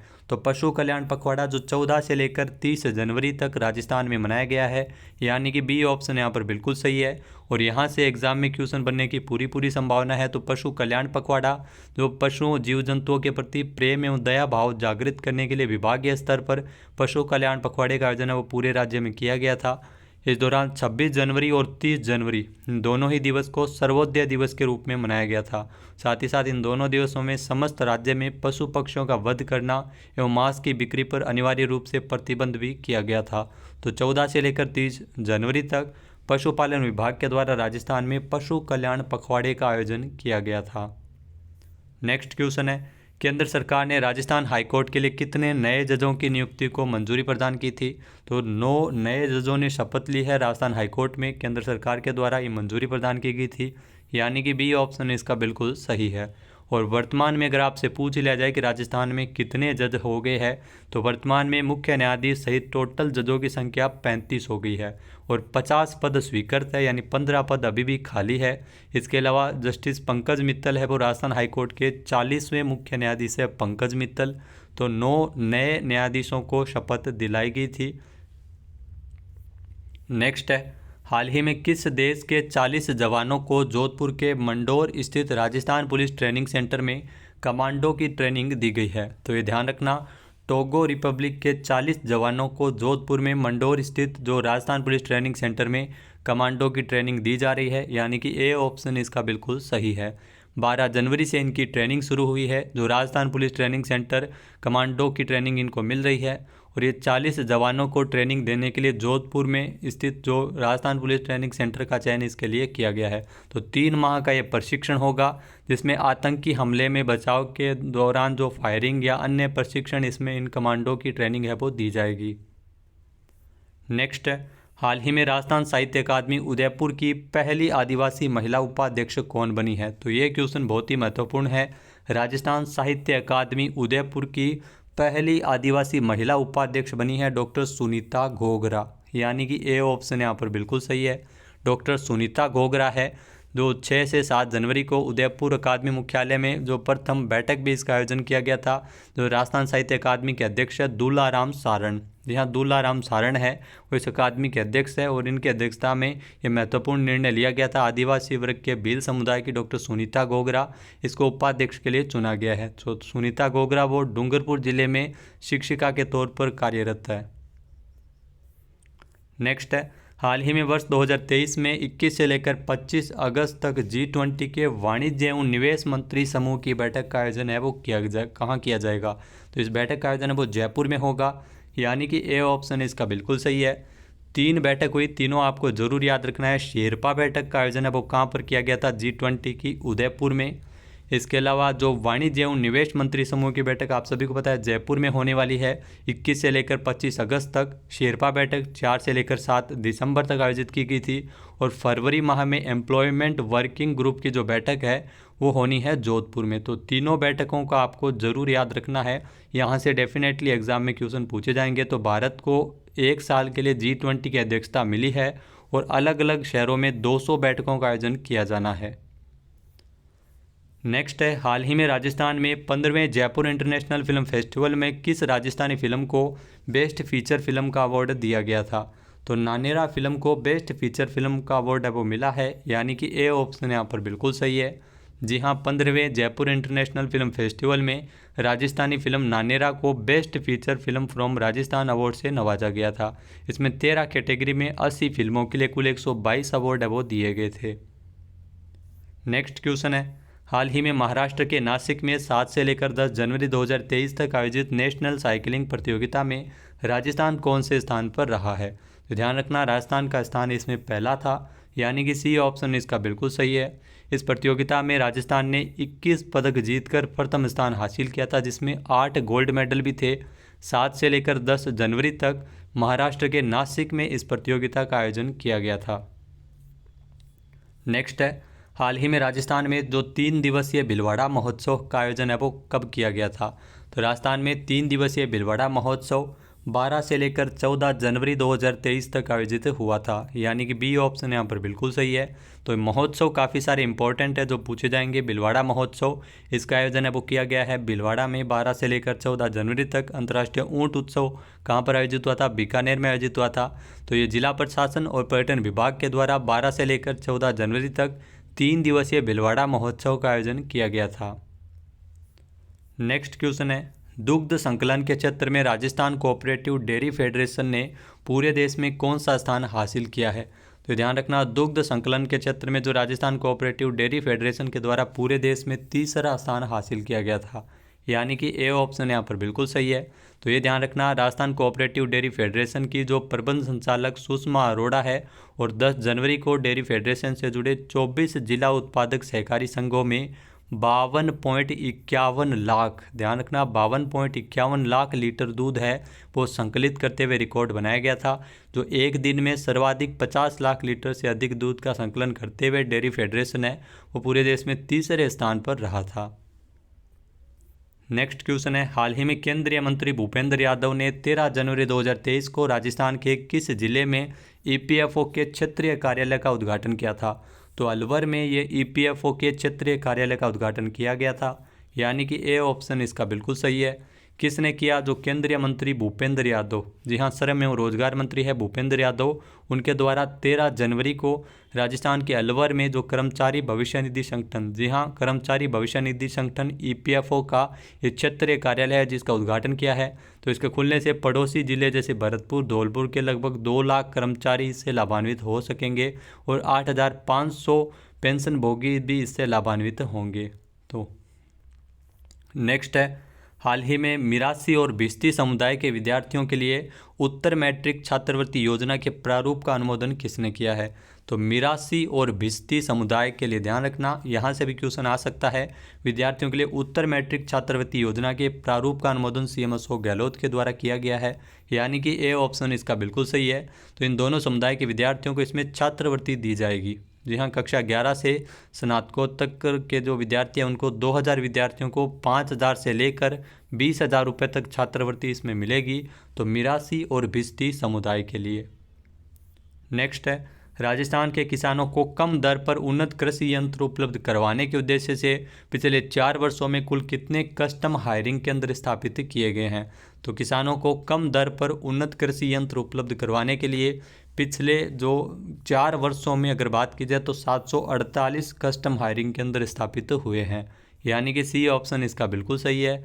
जी हाँ, 2 वर्षों में जीएसएस और केवीएसएस के माध्यम से 1500 कस्टम हायरिंग स्थापित करने के लिए इसमें अनुदान दिया जाना प्रस्तावित है। अगर पिछले 4 वर्षों की बात की जाए तो 748 कस्टम हायरिंग केंद्र है वो स्थापित किए गए हैं। नेक्स्ट क्वेश्चन है, राष्ट्रीय सब जूनियर बैडमिंटन प्रतियोगिता जयपुर के सवाई मानसिंह स्टेडियम में कब आयोजित की जाएगी? तो इस प्रतियोगिता का आयोजन है वो 5 से लेकर 12 फरवरी तक होगा, यानी कि ए ऑप्शन यहाँ पर बिल्कुल सही है। जी हाँ, राष्ट्रीय सब जूनियर बैडमिंटन प्रतियोगिता जो जयपुर के SMS स्टेडियम में 5 से लेकर 12 फरवरी के बीच आयोजित की जाएगी और ये 15 से 17 आयु वर्ग के उम्र में ये प्रतियोगिता का आयोजन है वो किया जाएगा। राजधानी जयपुर में राष्ट्रीय सब जूनियर बैडमिंटन प्रतियोगिता का आयोजन होना है, जिसमें 3000 से ज़्यादा बालक बालिकाएं पूरे भारत से इसमें हिस्सा ले रहे हैं। नेक्स्ट है, हाल ही में राजस्थान में पहली बार ट्रैफिक सेफ्टी पार्क का उद्घाटन 20 जनवरी को कहाँ किया गया है? तो ध्यान रखना, राजस्थान में पहली बार ट्रैफिक सेफ्टी पार्क का उद्घाटन है वो 20 जनवरी को किया गया है उदयपुर में, यानी कि सी ऑप्शन इसका बिल्कुल सही है। उदयपुर के चित्रकूट में 20.88 लाख के बजट से ये ट्रैफिक सेफ्टी पार्क का उद्घाटन किया गया, जिसमें बच्चों को जो ट्रैफिक के बारे में नियम सिखाए जाएंगे। बच्चों को बैटरी कार और जीप के माध्यम से ट्रैफिक नियमों को सिखाया जाएगा खेल खेल में। तो 16 वर्ष से अधिक उम्र के बच्चे बिना गियर वाले दोपहिया वाहन यहाँ पर चला सकेंगे। नेक्स्ट क्वेश्चन है, हाल ही में बीकानेर में आयोजित 29वें अंतर्राष्ट्रीय ऊंट उत्सव के दौरान मिस मरवण का खिताब किसने जीता है? तो अंतर्राष्ट्रीय ऊंट उत्सव जो बीकानेर में आयोजित किया गया था 29वां संस्करण, जिसमें मिस मरवण का खिताब जीता है कोमल सिद्ध ने, यानी कि ए ऑप्शन इसका बिल्कुल सही है। कोमल सिद्ध ने मिस मरवण का खिताब जीता है। वहीं रविंदर जोशी, ध्यान रखना, रविंदर जोशी ने मिस्टर बीकाना का खिताब जीता है। जी हाँ, रविंदर जोशी जो मिस्टर बीकाना चुने गए थे और कोमल सिद्ध है वो मिस मरवण चुनी गई थी। तो ऊंट उत्सव जो 13 से लेकर 15 जनवरी तक बीकानेर में आयोजित किया गया था 29वां संस्करण। नेक्स्ट क्वेश्चन है, जयपुर में पर्यटन विभाग की ओर से ऐतिहासिक हवा महल की विरासत को सहेजने के लिए हवा महल फेस्टिवल है वो कब आयोजित किया गया है? तो हवा महल फेस्टिवल, ध्यान रखना, यहाँ से क्वेश्चन डेफिनेटली आएगा। 15 जनवरी को हवा महल फेस्टिवल का आयोजन किया गया था, यानी कि बी ऑप्शन इसका बिल्कुल सही है। 15 जनवरी को हवा महल फेस्टिवल है, जो हवा महल जो ऐतिहासिक विरासत है जिसको सहेजने के लिए इस फेस्टिवल का आयोजन किया गया था, जिसमें कई सांस्कृतिक कार्यक्रम आयोजित हुए थे। हवा महल को 1799 ईस्वी में महाराजा सवाई प्रताप सिंह ने बनाया था और इसके वास्तुकार लालचंद उस्ताद थे। और ये हवा महल है जो 953 बेहद खूबसूरत और आकर्षित छोटी छोटी जालीदार खिड़कियाँ हैं इस हवा महल में, जिसे झरोखा भी कहा जाता है। नेक्स्ट है, हाल ही में राज्य सूचना आयोग में जो ML लाठर को सूचना आयुक्त की पद की शपथ किसने दिलाई थी? तो इनको शपथ दिलाई गई थी DB गुप्ता के द्वारा, यानी कि सी ऑप्शन इसका बिल्कुल सही है। अब DB गुप्ता कौन है? तो DB गुप्ता है वो राजस्थान के वर्तमान में मुख्य सूचना आयुक्त है। तो इन्होंने इनको शपथ दिलाई है। ML लाठर जो राजस्थान पुलिस के महानिदेशक रह चुके हैं। सूचना आयोग की अगर बात की जाए तो राजस्थान में 18 अप्रैल 2006 में इसकी स्थापना हुई थी और इसके प्रथम मुख्य सूचना आयुक्त थे MD कोरानी और वर्तमान में है DB गुप्ता। नेक्स्ट है, राजस्थान में कार्यरत हिंदुस्तान जिंक को 33वें MEMC खान पर्यावरण और खनिज संरक्षण में विभिन्न श्रेणियों में कितने पुरस्कार से सम्मानित किया गया है? तो हिंदुस्तान जिंक को अलग अलग कैटेगरी में 19 पुरस्कार मिले हैं, यानी कि ए ऑप्शन इसका बिल्कुल सही है। हिंदुस्तान जिंक जो स्थायी संचालन में अग्रणी और हमेशा पर्यावरण संरक्षण के महत्व में विश्वास रखती है। जो हिंदुस्तान जिंक जो राजस्थान में कार्यरत जो देश की एकमात्र और विश्व की दूसरी सबसे बड़ी एकीकृत जिंक लेड सिल्वर उत्पादक कंपनी है। तो 33वें MEMC जो खान पर्यावरण और खनिज संरक्षण में 19 पुरस्कार इस कंपनी को मिले हैं। नेक्स्ट क्वेश्चन है, राजस्थान में 15 जनवरी को अलवर जिले के पूनखर गांव से हर घर पंचायत अभियान का शुभारंभ किसके द्वारा किया गया था? तो इस अभियान की आप जरूर ध्यान रखना, इसका शुभारंभ किया था टीकाराम जूली ने, यानी कि बी ऑप्शन इसका बिल्कुल सही है। टीकाराम जूली जो राजस्थान में सामाजिक न्याय व अधिकारिता मंत्री है, 15 जनवरी को अलवर जिले के पूनखर गांव से इन्होंने हर घर पंचायत अभियान का शुभारंभ किया था। इस अभियान का जो मुख्य उद्देश्य है वो हर घर पंचायत अभियान जो ग्रामीण क्षेत्र में स्थानीय स्तर पर जो पंचायती से जुड़ी समस्याओं को समाधान करना है। घर घर तक समस्याओं का समाधान करने के लिए अभियान में राजस्थान में पहली बार इस अभियान को चलाया जा रहा है। नेक्स्ट क्वेश्चन है, वर्ष 2023 के लिए 8वां महाकवि कन्हैयालाल सेठिया पुरस्कार किसे दिया जाएगा? तो ये ध्यान रखना, इम्पोर्टेंट क्वेश्चन है, ज़रूर आप इसको डबल मार्क लगा लेना। 8वां महाकवि कन्हैयालाल सेठिया पुरस्कार है वो के सच्चिदानंदन को दिया जाएगा, यानी कि बी ऑप्शन इसका बिल्कुल सही है। के सच्चिदानंदन को हम कविता के लिए, जी हाँ, हम कविता के लिए इनकी जो रचना है 8वां महाकवि कन्हैयालाल सेठिया पुरस्कार इनको मिलेगा। इसके अलावा 7वां पुरस्कार किसे दिया गया था, तो ये क्वेश्चन भी पीछे 2 बार पूछा गया था, रंजीत होसकोटे, जिनको 7वां महाकवि कन्हैयालाल सेठिया पुरस्कार 2022 में मिला था। और के सच्चिदानंदन, जिनको जो केरल के कवि है, आलोचक है, संपादक है, अनुवादक भी है, इनको ये पुरस्कार मिलेगा 8वां महाकवि कन्हैयालाल सेठिया पुरस्कार। नेक्स्ट क्वेश्चन है, निजी क्षेत्र की दूरसंचार कंपनी भारती एयरटेल ने राजस्थान के किस शहर में 5G इंटरनेट सेवाएं 17 जनवरी से शुरू की है। तो निजी क्षेत्र की दूरसंचार कंपनी भारती एयरटेल के द्वारा 5G इंटरनेट सेवाओं की अगर बात की जाए तो उदयपुर, जयपुर और कोटा, इन तीनों ही शहरों में शुरू की गई है, यानी कि डी ऑप्शन इसका बिल्कुल सही है। इससे पहले जियो के द्वारा भी 5G इंटरनेट सेवाओं की शुरुआत जयपुर, जोधपुर और उदयपुर में की गई थी, और एयरटेल ने भी अपनी 5G इंटरनेट सेवाएं हैं वो जयपुर, उदयपुर और कोटा से शुरू कर दी है 17 जनवरी से। नेक्स्ट है, हाल ही में केंद्रीय संस्कृति राज्य मंत्री अर्जुन राम मेघवाल ने किस दुर्ग में 9वीं 10वीं शताब्दी की खोई हुई नटराज प्रतिमा पुनः सौंपी है। तो ये ध्यान रखना, नटराज प्रतिमा जो पहले चोरी हो गई थी, इसे एक बार फिर से चित्तौड़गढ़ दुर्ग में वापस स्थापित किया गया है, यानी कि बी ऑप्शन यहाँ पर बिल्कुल सही है। केंद्रीय संस्कृति राज्य मंत्री अर्जुन राम मेघवाल के द्वारा चित्तौड़गढ़ किले में पुरातत्व विभाग के अधिकारियों को 9वीं 10वीं शताब्दी की नटराज प्रतिमा को सौंपा गया है। बारडोली के शिव मंदिर से 1998 में इस प्रतिमा को चुरा लिया गया था, लेकिन बाद में ये प्रतिमा पुनः भारत, इस प्रतिमा को लाने में कामयाबी मिली थी। 2020 में लंदन के एक निजी संग्रहालय से लाया गया था। तो एक बार फिर से इसको चित्तौड़गढ़ में जो पुरातत्व विभाग के अधिकारियों को सौंपा गया है। नेक्स्ट क्वेश्चन है, राजस्थान में ग्राम पंचायतों में गौशाला पशु आश्रय स्थल जन सहभागिता योजना हेतु कितने करोड़ रुपए के वित्तीय प्रावधान को स्वीकृति प्रदान की है।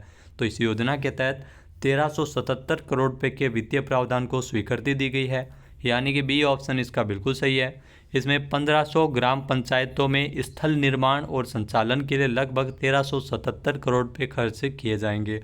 इसके माध्यम से आवारा और निराश्रित पशुओं के लिए एक स्थायी आश्रय स्थल मिल सकेगा।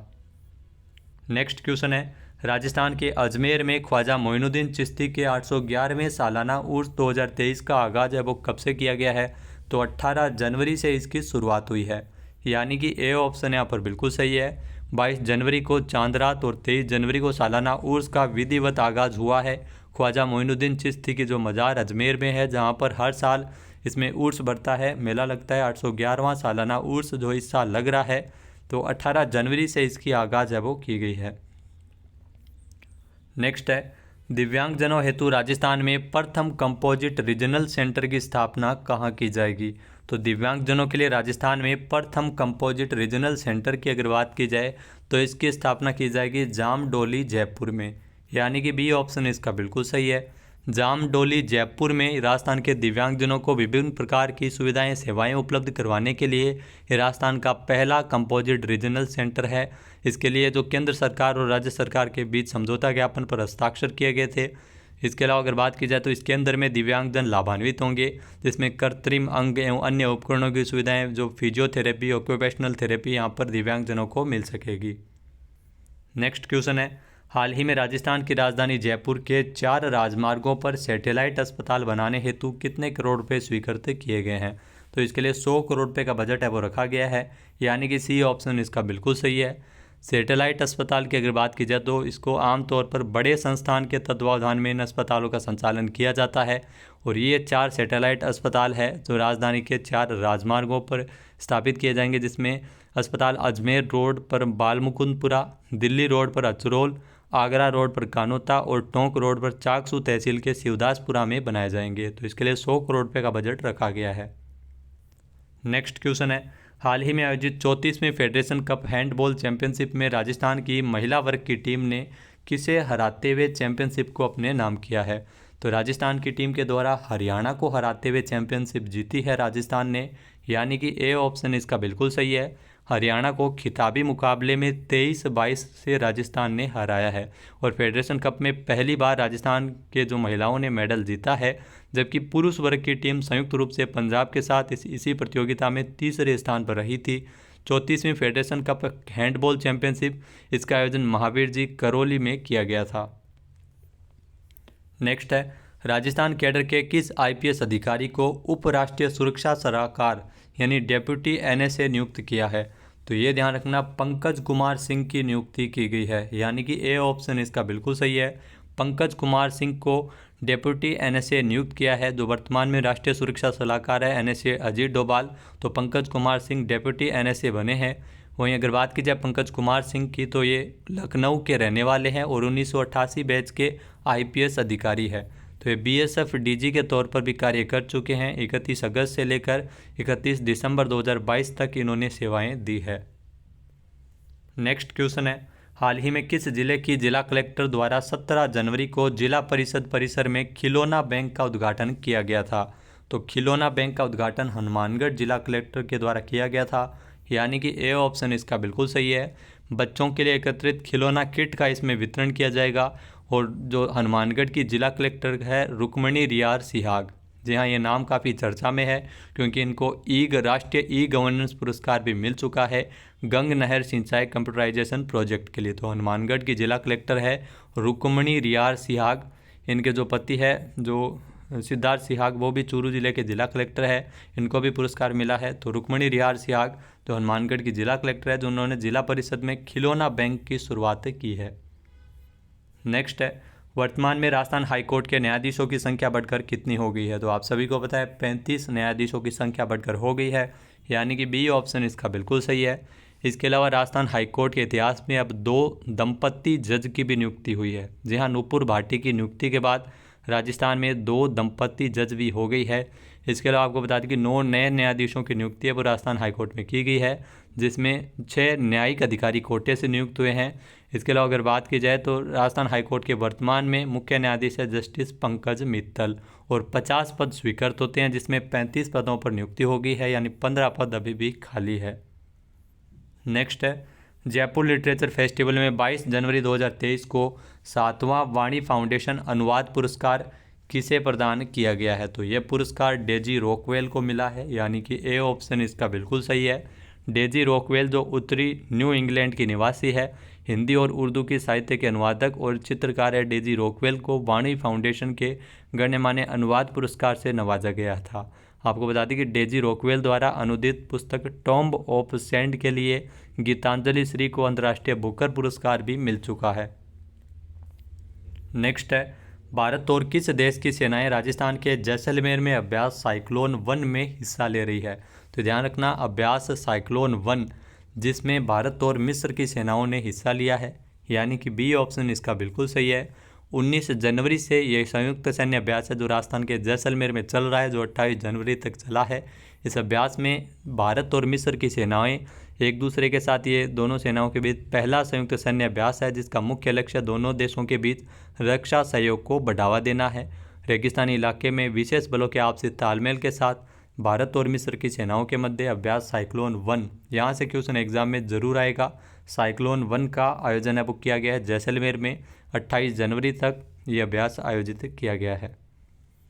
नेक्स्ट क्वेश्चन है, हाल ही में 21 जनवरी से सीमा सुरक्षा बल यानी बीएसएफ के जो राजस्थान फ्रंटियर से पाकिस्तान से लगी पश्चिमी सरहद पर कौन सा ऑपरेशन शुरू किया गया था? तो इसमें कईयों को कन्फ्यूज़न था, मैंने क्लियर भी किया था। ऑपरेशन अलर्ट की इसकी शुरुआत की गई थी, यानी कि ए ऑप्शन इसका बिल्कुल सही है। गणतंत्र दिवस के अवसर पर अक्सर सर्दियों में ऑपरेशन जो सर्द हवा चलाया जाता था, जिसे ऑपरेशन अलर्ट के नाम से शुरू किया है। जैसलमेर जो बॉर्डर इलाके है वहाँ पर राजस्थान में 21 जनवरी से इस ऑपरेशन की शुरुआत की गई है, जो 28 जनवरी तक आयोजित किया गया था। तो मुख्य उद्देश्य इसका है जो घुसपैठ को रोकना है पाकिस्तान की तरफ से।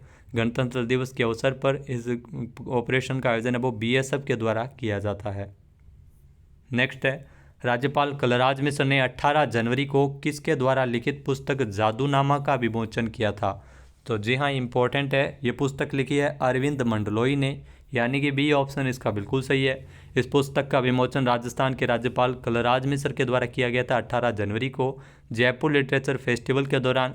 ये पुस्तक जावेद अख्तर के जीवन पर लिखी गई है। जो गीतकार है जावेद अख्तर, तो इनकी पुस्तक जादूनामा जो लिखा है अरविंद मंडलोई ने। JLF 2023 जो 19 से लेकर 23 जनवरी तक जयपुर लिटरेचर फेस्टिवल का आयोजन किया गया था, और वहीं राज्यपाल कलराज मिश्र ने जो पुस्तक का नाम है जादूनामा जिसका विमोचन किया था। नेक्स्ट क्वेश्चन है, राजस्थान के किस हवाई अड्डे को साल 2022 में ऑन टाइम परफॉर्मेंस के लिए विश्व स्तर पर 9वें सर्वश्रेष्ठ मध्यम वर्गीय एयरपोर्ट के रूप में स्थान दिया गया था? तो जयपुर एयरपोर्ट को ये स्थान मिला था, यानी कि ए ऑप्शन इसका बिल्कुल सही है। जी हाँ, देश और दुनिया में हवाई सफ़र में उड़ानों के बेहतर संचालन के लिए जयपुर इंटरनेशनल एयरपोर्ट ने सुधार करते हुए देश का नाम रोशन किया है। जयपुर हवाई अड्डे को 2022 में ऑन टाइम परफॉर्मेंस के लिए विश्व स्तर पर 9वां सर्वश्रेष्ठ मध्यम वर्गीय एयरपोर्ट चुना गया था। जी हाँ, जयपुर के अलावा किसी भी भारतीय हवाई अड्डे को मध्यम वर्गीय हवाई अड्डे की टॉप 10 श्रेणी में भी शामिल नहीं किया गया था, तो ये आप ज़रूर ध्यान रखिएगा। नेक्स्ट है, हाल ही में किस राजस्थानी फिल्म को अजंता एलोरा फिल्म फेस्टिवल में सर्वश्रेष्ठ फिल्म का गोल्डन कैलाश पुरस्कार मिला है? तो नानेरा फिल्म को जो गोल्डन कैलाश पुरस्कार है वो मिला है, यानी कि ए ऑप्शन इसका बिल्कुल सही है। जी हाँ, इंपॉर्टेंट क्वेश्चन है आपके लिए। राजस्थानी फिल्म नानेरा जिसको अजंता एलोरा फिल्म फेस्टिवल में सर्वश्रेष्ठ गोल्डन कैलाश पुरस्कार से नवाजा गया था। फिल्म का निर्देशन दीपंकर प्रकाश के द्वारा किया गया है। इस फिल्म को सर्वश्रेष्ठ निर्देशक, सर्वश्रेष्ठ पटकथा, सर्वश्रेष्ठ संपादक का भी पुरस्कार दिया गया था। तो अजंता एलोरा फिल्म फेस्टिवल का आयोजन है वो 11 से लेकर 15 जनवरी तक औरंगाबाद में किया गया था। तो नानेरा को इससे पहले भी OIFFA कनाडा में प्रीमियर किया गया था, जहां पर इस फिल्म को बेस्ट स्क्रीन प्ले का अवार्ड भी मिल चुका है। नेक्स्ट क्वेश्चन है, हाल ही में राजस्थान के किस जिले में नवाचार के तहत राजकीय अस्पतालों में होने वाले प्रसव पर अधिक बारीकी से नज़र रखने के लिए प्रसव वॉच सुविधा की शुरुआत की गई है? तो इस सुविधा की शुरुआत है वो दौसा में की गई है, यानी कि ए ऑप्शन यहाँ पर बिल्कुल सही है।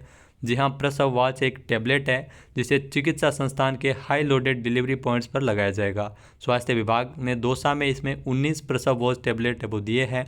ये उपकरण मातृ स्वास्थ्य मैटरनल हेल्थ निदेशालय की ओर से दिए गए हैं। 19 जनवरी को प्रसव वॉच सुविधा की शुरुआत है वो दौसा से की गई है। तो इस वॉच से संस्थागत प्रसव की रियल टाइम मॉनिटरिंग हो सकेगी। नेक्स्ट है, हाल ही में जारी एक रिपोर्ट के अनुसार राजस्थान सड़क हादसों में देश में कौन से स्थान पर है? तो हाल ही में जारी की गई एक रिपोर्ट के अनुसार राजस्थान है वो सड़क हादसों में देश में 9वें स्थान पर है, यानी कि ए ऑप्शन इसका बिल्कुल सही है। देश में सड़क हादसों में हुई मौतों में अगर बात की जाए तो राजस्थान में 6.8% मौतें हैं वो सड़क हादसों से होती है। और राजस्थान सड़क हादसों में हुई मौतों के हिसाब से अगर बात की जाए तो चौथा स्थान है, और सबसे ज़्यादा सड़क हादसों में अगर बात की जाए तो राजस्थान का 9वां स्थान है। राष्ट्रीय राजमार्गों पर सबसे ज़्यादा सड़क हादसे वो तमिलनाडु में हुए हैं, और जबकि सबसे ज़्यादा सड़क हादसों में मौतें हैं वो उत्तर प्रदेश में होती है। नेक्स्ट है, हाल ही में 20 जनवरी 2023 को 3 दिवसीय बर्ड फेस्टिवल का आयोजन है वो कहाँ किया गया है? तो 20 जनवरी से 3 दिवसीय बर्ड फेस्टिवल का आयोजन है वो उदयपुर में किया गया था, यानी कि सी ऑप्शन इसका बिल्कुल सही है। जी हाँ, उदयपुर में ये 20 से लेकर 22 जनवरी तक, जी हाँ 20 से लेकर 22 जनवरी तक 3 दिवसीय बर्ड फेस्टिवल, जिसका जो पर्यावरण और पक्षियों के संरक्षण के प्रति जागरूकता के लिए जिलों की नगरी उदयपुर में ये बर्ड फेस्टिवल आयोजित हुआ है। तो ये क्वेश्चन आपके आने वाले एग्जाम में पूछा जा सकता है। तो 20 से लेकर 22 जनवरी तक बर्ड फेस्टिवल का आयोजन उदयपुर में किया गया था।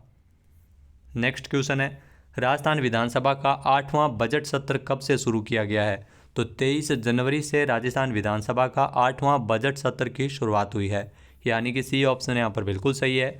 जो राज्यपाल के अभिभाषण के साथ इस बजट सत्र की शुरुआत हुई है। इसके अलावा जो 8 फरवरी को बजट भी CM अशोक गहलोत पेश करेंगे। तो ये 5वां और अंतिम बजट है जो विधानसभा में पेश किया जाएगा CM अशोक गहलोत का। इसके अलावा अगर बात की जाए तो बजट सत्र कब से शुरू हुआ है? 23 जनवरी से। नेक्स्ट क्वेश्चन है, राजस्थान में 28 और 29 जनवरी को मसाला उद्यमियों की 2 दिवसीय नेशनल बिजनेस मीट 2023 का आयोजन है वो कहाँ किया गया है? तो इसका आयोजन है वो जयपुर में किया गया है, यानी कि ए ऑप्शन यहाँ पर बिल्कुल सही है। 28 और 29 जनवरी को मसाला उद्यमियों की 2 दिवसीय नेशनल बिजनेस मीट है, जिसका आयोजन है वो जयपुर में किया गया है। इस बिजनेस मीट के दौरान जो केंद्रीय कृषि मंत्री नरेंद्र सिंह तोमर भी उपस्थित थे। इस नेशनल मीट में अलग अलग राज्यों की प्रमुख मसाला उत्पादक, निर्माता, निर्यातक इसमें शामिल हुए थे और विशेषज्ञों के साथ इसमें चर्चा भी की गई थी। तो प्रदेश में नए मसाला उद्योग स्थापित होने की संभावना इसमें बढ़ेगी और मसाला उत्पादन में भारत सबसे अग्रणी देश है। इसी तरह मसालों की पैदावार राजस्थान में अगर बात करें तो सबसे ज़्यादा की जाती है। नेक्स्ट है, हाल ही में राजस्थान के किस जिले में कारागार विभाग द्वारा पेट्रोल पंप आशाएं द फिलिंग स्टेशन बनाया जा रहा है, जिसका शिलान्यास मंत्री टीकाराम जूली के द्वारा किया गया था। तो ये क्वेश्चन एग्जाम में ज़रूर बन सकता है। आशाएं द फिलिंग स्टेशन जो कारागार विभाग के द्वारा संचालित किया जाएगा पेट्रोल पंप है, इसका शिलान्यास किया गया था अलवर में, यानी कि ए ऑप्शन इसका बिल्कुल सही है। जी हाँ, अलवर के कारागार परिसर में जो केंद्रीय कारागार परिसर में पेट्रोल पंप की शुरुआत की गई, जिसका नाम रखा गया आशाएं द फिलिंग स्टेशन। इस पेट्रोल पंप का संचालन जो कैदियों के द्वारा ही किया जाएगा और इसकी मॉनिटरिंग जो कारागार मॉनिटरिंग समिति के द्वारा की जाएगी। तो कारागार विभाग इंडियन ऑयल कॉरपोरेशन लिमिटेड के सहयोग से केंद्रीय कारागार परिसर में आशाएं द फिलिंग स्टेशन बनाया जा रहा है। इसका जो संस्था है वो आशाएं संस्था इसका संचालन करेगी, तो इसलिए इसका नाम आशाएं द फिलिंग स्टेशन रखा है इस पेट्रोल पंप का नाम। नेक्स्ट क्वेश्चन है, पहला क्वेश्चन है, हाड़ौती के किसानों को कृषि की नई तकनीक से जोड़कर उन्हें समृद्ध बनाने के उद्देश्य से कोटा में कृषि महोत्सव कब आयोजित किया गया है। तो कोटा में कृषि महोत्सव का आयोजन 24 से लेकर 25 जनवरी तक किया गया है, यानी कि सी ऑप्शन इसका बिल्कुल सही है। जी हाँ, कोटा जिले में जो दशहरा मैदान में 24 और 25 जनवरी तक कृषि महोत्सव का आयोजन किया गया था। लोकसभा अध्यक्ष ओम बिरला के प्रयासों से ये महोत्सव आयोजित हुआ, जिसमें किसानों को नई कृषि तकनीक का प्रशिक्षण इसमें मिल सका है। नेक्स्ट है, हाल ही में राजस्थान के किस जिले में मेरा विद्यालय मेरा अभिमान नामक नवाचार की शुरुआत की गई थी। तो ये अभियान है वो जालोर में किया गया था नवाचार, यानी कि ए ऑप्शन इसका बिल्कुल सही है। जी हाँ, राजस्थान के जालोर जिले में मेरा विद्यालय मेरा अभिमान नामक नवाचार शुरू हुआ था। इसमें जो नवाचार के तौर पर जालोर जिला प्रशासन के द्वारा बच्चों की सेहत सुधारने के तहत नवाचार 21 जनवरी से शुरू किया है, जिसमें जो कौशलात्मक गतिविधियों का आयोजन है वो सृजनात्मक गतिविधियों का आयोजन है वो विद्यालय में प्रत्येक शनिवार को नो बैग डे के दिन आयोजित किया जाता है। जालोर के जिला कलेक्टर है निशांत जैन। नेक्स्ट क्वेश्चन है, राष्ट्रीय स्तर का काग बापू लोक साहित्य अवार्ड 2023 राजस्थान के किस व्यक्ति को दिया जाएगा। तो ध्यान रखना, राजस्थान के डॉक्टर गजादान चारण को ये पुरस्कार मिला है, यानी कि बी ऑप्शन इसका बिल्कुल सही है। डॉक्टर गजादान चारण की अगर बात की जाए तो इनका संबंध है वो राजस्थान के बीकानेर से है, लूणकरण शहर से इनका संबंध है, नाथूसर में इनका जन्म हुआ था। इसके अलावा अगर बात की जाए तो ये राजकीय कॉलेज सुजानगढ़ में कार्यरत है। तो कवि काग बापू की स्मृति में दिया जाने वाला ये राष्ट्रीय स्तर का पुरस्कार है काग बापू लोक साहित्य अवार्ड 2023, जो गजादान चारण को मिला है। 23 फरवरी को इन्हें यह पुरस्कार मोरारी बापू के द्वारा दिया गया था। नेक्स्ट है, राजस्थान टूरिज्म डिपार्टमेंट द्वारा कहां पर डेजर्ट पार्क विकसित किया जा रहा है। तो ये ध्यान रखना, डेजर्ट पार्क है वो चूरू जिले में विकसित किया जा रहा है, यानी कि ए ऑप्शन यहाँ पर बिल्कुल सही है। जी हाँ, चूरू जिले के हरितिमा की ढाणी में यह डेजर्ट पार्क है वो बनाया जा रहा है। 19 जुलाई को हरितिमा की ढाणी में इसकी शुरुआत हुई थी। सुजानगढ़ में है हरितिमा की ढाणी। जी हाँ, सुजानगढ़ से सटे गोपालपुरा की महिलाओं ने 144 बीघा बंजर जमीन को हरितिमा की ढाणी बनाया है, जहाँ पर पेड़ पौधे भी लगाए हैं। तो अब ये डेजर्ट पार्क है वो चूरू जिले में इसके लिए बनाया जा रहा है। तो इसके लिए 30 लाख रुपए का बजट है वो राजस्थान टूरिज्म डिपार्टमेंट के द्वारा मंजूर किया गया है। नेक्स्ट क्वेश्चन है, टीबी के मरीजों की पहचान करने हेतु जो बेहतर इलाज देने और उनकी वित्तीय सहायता करने में राजस्थान देश भर में कौन से स्थान पर है। तो राजस्थान का देश में चौथा स्थान है, यानी कि ए ऑप्शन इसका बिल्कुल सही है। टीबी यानी ट्यूबरकुलोसिस, जो टीबी के मरीजों की पहचान करने, उन्हें बेहतर इलाज देने और वित्तीय सहायता देने में राजस्थान का चौथा स्थान है। तो केंद्र सरकार की ओर से जो टीबी डिवीज़न के द्वारा जो सेंट्रल टीबी डिवीज़न ने इंडेक्स रिपोर्ट 2022 जारी की है, जिसमें 50 लाख से ज़्यादा आबादी वाले 20 राज्यों में राजस्थान को चौथे स्थान पर रखा है। इसके अलावा अगर बात की जाए तो इसमें हिमाचल प्रदेश है वो पहले स्थान पर है। नेक्स्ट है, हाल ही में साल 2023 के लिए राजस्थान के नागौर में रामदेव पशु मेला कब से शुरू हुआ था। तो रामदेव पशु मेले का आयोजन है वो 22 जनवरी से किया गया था, यानी कि सी ऑप्शन इसका बिल्कुल सही है। जी हाँ, रामदेव पशु मेला जो 22 जनवरी से नागौर में प्रतिवर्ष इस मेले का आयोजन किया जाता है। जिला कलेक्टर नागौर के पीयूष समरिया ने 22 जनवरी को रामदेव पशु मेले का शुभारंभ किया था। रामदेव पशु मेला जो नागौर से 5 किलोमीटर दूर मानसर गांव में माघ शुक्ल पक्ष की प्रतिपदा से आयोजित किया जाता है, जो 15 दिन तक चलता है। नेक्स्ट है, हाल ही में राजस्थान पर्यटन विभाग और राजस्थान पोलो क्लब द्वारा आयोजित राजस्थान टूरिज्म पोलो कप टूर्नामेंट किसने जीता है। तो ध्यान रखना टूर्नामेंट जीता है बेदला ट्रोजन्स ने, यानी कि ए ऑप्शन यहाँ पर बिल्कुल सही है। बेदला ट्रोजन्स ने ये खिताब जीता है 16 से लेकर 22 जनवरी तक। राजस्थान पर्यटन विभाग और राजस्थान पोलो क्लब द्वारा जयपुर के रामबाग पोलो क्लब मैदान में इस टूर्नामेंट का आयोजन किया गया था, जिसमें बेदला ट्रोजन्स ने रजनीगंधा अचीवर्स को हराते हुए खिताब जीता है। 7-4 से मात दी है रजनीगंधा अचीवर्स को। इसमें 4 टीमों ने हिस्सा लिया था, जिसमें बेदला ट्रोजन्स, इसके अलावा रजनीगंधा अचीवर्स और कृष्णा पोलो और सामोद पोलो की टीम इसमें शामिल थी। नेक्स्ट है, हाल ही में राजस्थान ग्रामीण आजीविका विकास परिषद राजीविका द्वारा सरस राष्ट्रीय क्राफ्ट मेला 2023 का शुभारंभ कहाँ किया गया है? तो इसका शुभारंभ है वो उदयपुर में किया गया है, यानी कि बी ऑप्शन यहाँ पर बिल्कुल सही है। जी हाँ, राष्ट्रीय ग्रामीण आजीविका मिशन के अंतर्गत जो ग्रामीण विकास मंत्रालय भारत सरकार के सहयोग से राजीविका के द्वारा ये उदयपुर सरस राष्ट्रीय क्राफ्ट मेले का शुभारंभ है वो उदयपुर के जिला कलेक्टर ताराचंद मीणा के द्वारा किया गया था। तो ये मेला 14 जनवरी से लेकर 24 जनवरी तक आयोजित हुआ, जिसमें 13 राज्यों से तकरीबन सभी राजस्थान के सभी जिलों की 120 स्टॉल्स इसमें लगाई गई थी। नेक्स्ट क्वेश्चन है, राजस्थान के किस व्यक्ति को 2019-20 के लिए समुदाय के प्रति उनकी उत्कृष्ट सेवाओं के लिए राष्ट्रीय युवा पुरस्कार मिला है? तो ध्यान रखना राष्ट्रीय युवा पुरस्कार है वो कुलदीप वर्मा को दिया गया था, यानी कि ए ऑप्शन यहाँ पर बिल्कुल सही है। कुलदीप वर्मा को यह पुरस्कार कर्नाटक के हुबली धारवाड़ में आयोजित 26वें राष्ट्रीय युवा महोत्सव के दौरान दिया गया था। 2019-20 के लिए समुदाय के प्रति उनकी उत्कृष्ट सेवाओं को देखते हुए इनको राष्ट्रीय युवा पुरस्कार मिला है। इन्होंने कोविड-19 महामारी के दौरान जो मास्क वितरण, सैनिटाइजर छिड़काव, महिला सशक्तिकरण एवं अन्य कई कार्य इन्होंने किए हैं समाज सेवा से जुड़े। तो ऐसे पुरस्कारों का मुख्य उद्देश्य है राष्ट्रीय विकास और सामाजिक सेवा में उत्कृष्टता हासिल करने वाले युवाओं को सम्मानित करना है।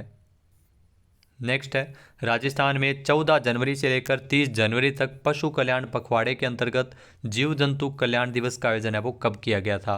तो इस दिवस का आयोजन वो 25 जनवरी को हुआ था, यानी कि ए ऑप्शन इसका बिल्कुल सही है। पहली बात तो ये कि 14 से लेकर 30 जनवरी तक आप सभी को पता है पशु कल्याण पखवाड़े का आयोजन है वो राजस्थान सरकार के द्वारा किया गया था, जिसमें जीव जंतु कल्याण दिवस जो 25 जनवरी को आयोजित हुआ। जी हाँ, इस दिवस का आयोजन है वो 25 जनवरी को किया गया था। पशुओं के प्रति जनता को जागरूक करने और पशुपालकों को कल्याण करने के लिए पशु कल्याण पखवाड़ा का आयोजन है वो 14 से लेकर 30 जनवरी तक राजस्थान में हुआ था। नेक्स्ट क्वेश्चन है, हाल ही में प्रदेश के 75 से अधिक वर्ष की उम्र के कितने रचनाधर्मी और साहित्यकारों को राजस्थान साहित्य अकादमी वर्ष 2022-23 के लिए अमृत सम्मान से नवाजा है? तो ये ध्यान रखना राजस्थान के 9 साहित्यकारों को अमृत सम्मान है वो दिया गया है राजस्थान साहित्य अकादमी के द्वारा, यानी कि बी ऑप्शन इसका बिल्कुल सही हो जाएगा। जी हाँ, 9 साहित्यकारों को ये पुरस्कार है वो मिला है।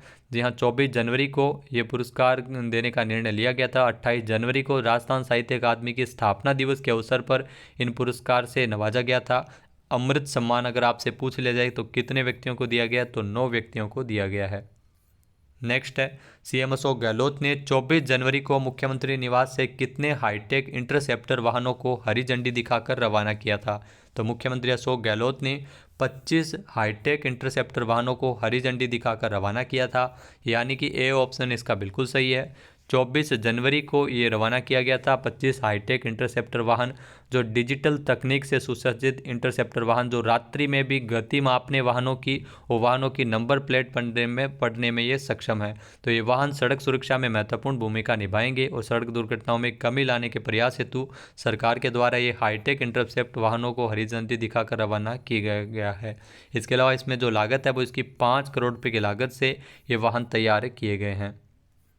नेक्स्ट है, आईआईएम उदयपुर द्वारा राजस्थान सरकार के सहयोग से किस जिले में एक्सपेरिमेंटल लैब स्थापित की जाएगी? तो आईआईएम उदयपुर है वो राजस्थान के जयपुर में ये एक्सपेरिमेंटल लैब स्थापित करेगी, यानी कि ए ऑप्शन इसका बिल्कुल सही है। ऐसे क्वेश्चन एग्जाम में ज़रूर पूछे जाते हैं। तो आईआईएम उदयपुर के द्वारा मिलकर राजस्थान सरकार के सहयोग से ये एक्सपेरिमेंटल लैब है वो जयपुर में स्थापित करेगी। जी हाँ, जयपुर में एचसीएम रीपा में इसकी स्थापना की जाएगी। 1.5 करोड़ रुपये की लागत से इस लैब को तैयार किया जा रहा है। इस लैब को बनाने का मुख्य उद्देश्य है लोगों की सोच का पता लगाकर जो सरकार की जन कल्याणकारी योजनाओं को धरातल पर लाना है। जहाँ राजस्थान सरकार में समस्या आती है कि अक्सर कोई योजना लागू कर दी जाती है और उसमें वो लोगों तक नहीं पहुंच पाती है, और लोगों के ये पहली ऐसी लैब होगी जिसमें विशेषज्ञ मानव मस्तिष्क और शारीरिक क्रिया विज्ञान से संबंधित यहाँ पर अध्ययन करेंगे। तो योजना को सही ढंग से क्रियान्वित करने के लिए और लोगों को माइंडसेट पढ़ने के लिए ये लैब है वो स्थापित की जा रही है, एक्सपेरिमेंटल लैब। नेक्स्ट है, हाल ही में क्लासिकल गज़ल गायकी के लिए कला के क्षेत्र में राजस्थान से किसे वर्ष 2023 के लिए पद्मश्री पुरस्कार के लिए चुना गया है? तो ध्यान रखना, क्लासिकल गज़ल गायकी के लिए अहमद हुसैन और मोहम्मद हुसैन, इन दोनों को ही ये पुरस्कार मिला है, पद्मश्री पुरस्कार, यानी कि सी ऑप्शन इसका बिल्कुल सही है। राजस्थान के 4 व्यक्तियों को पद्मश्री पुरस्कार के लिए चुना गया था, जिसमें अहमद हुसैन और मोहम्मद हुसैन ये दोनों जयपुर से हैं, गज़ल गायक है। तो इनकी 65 से ज़्यादा एल्बम बाज़ार में आ चुकी है, जिसमें नूरे इस्लाम, इसमें कुछ इनके प्रमुख एल्बम है, जिसमें गुलदस्ता, द ग्रेट गज़ल्स, कृष्ण जन्म भयो, ये इनकी प्रमुख गज़लें हैं। इसके अलावा आपको बता दें कि ये गीत भी गाते हैं। पद्मश्री पुरस्कार इनको मिला है, क्लासिकल गज़ल गायकी के लिए विख्यात है।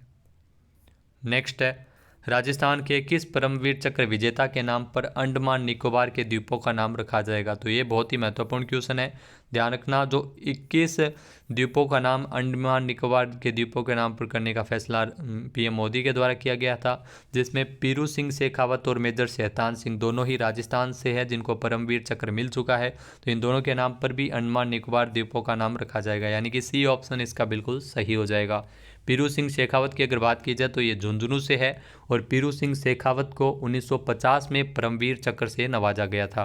मेजर शैतान सिंह की अगर बात की जाए तो ये जोधपुर से है, और 1963 में मेजर शैतान सिंह को परमवीर चक्र मिला था। नेक्स्ट क्वेश्चन है, राजस्थान में शिक्षा के क्षेत्र में विशेष कार्य करने वाले लक्ष्मण सिंह का संबंध किस गांव से है, जिनको वर्ष 2023 के लिए लोक सेवा के क्षेत्र में पद्मश्री पुरस्कार मिला है? तो ध्यान रखना, लक्ष्मण सिंह लोक सेवा के क्षेत्र में पद्मश्री पुरस्कार मिला है, और इनका संबंध वो लापोड़िया गांव से है। तो लापोड़िया गांव है वो राजस्थान के जयपुर में स्थित है। जी हाँ, जयपुर के लापोड़िया गांव से लक्ष्मण सिंह का संबंध है, जिनको पद्मश्री पुरस्कार के लिए चुना गया है। इन्होंने शिक्षा के क्षेत्र में महत्वपूर्ण कार्य किए थे लक्ष्मण सिंह, जो खुद 5वीं तक पढ़े हैं, और लगभग 40 से 50 स्कूल खोलकर इन्होंने शिक्षा के क्षेत्र में बड़ा योगदान दिया है। तो पेयजल के संकट को भी दूर करने का प्रयास किया है। लक्ष्मण सिंह को मिला है लोक सेवा के क्षेत्र में पद्मश्री पुरस्कार। इसके अलावा मूलचंद लोढ़ा को भी चुना गया है। नेक्स्ट है, हाल ही में राजस्थान के डूंगरपुर जिले के मूलचंद लोढ़ा को किस क्षेत्र में वर्ष 2023 के लिए पद्मश्री पुरस्कार हेतु चुना है? तो इनको भी लोक सेवा के क्षेत्र में पद्मश्री पुरस्कार है वो मिला है, यानी कि सी ऑप्शन इसका बिल्कुल सही है। डूंगरपुर से है मूलचंद लोढ़ा, जो समाज सेवा में विशेष इन्होंने पहचान बनाई थी।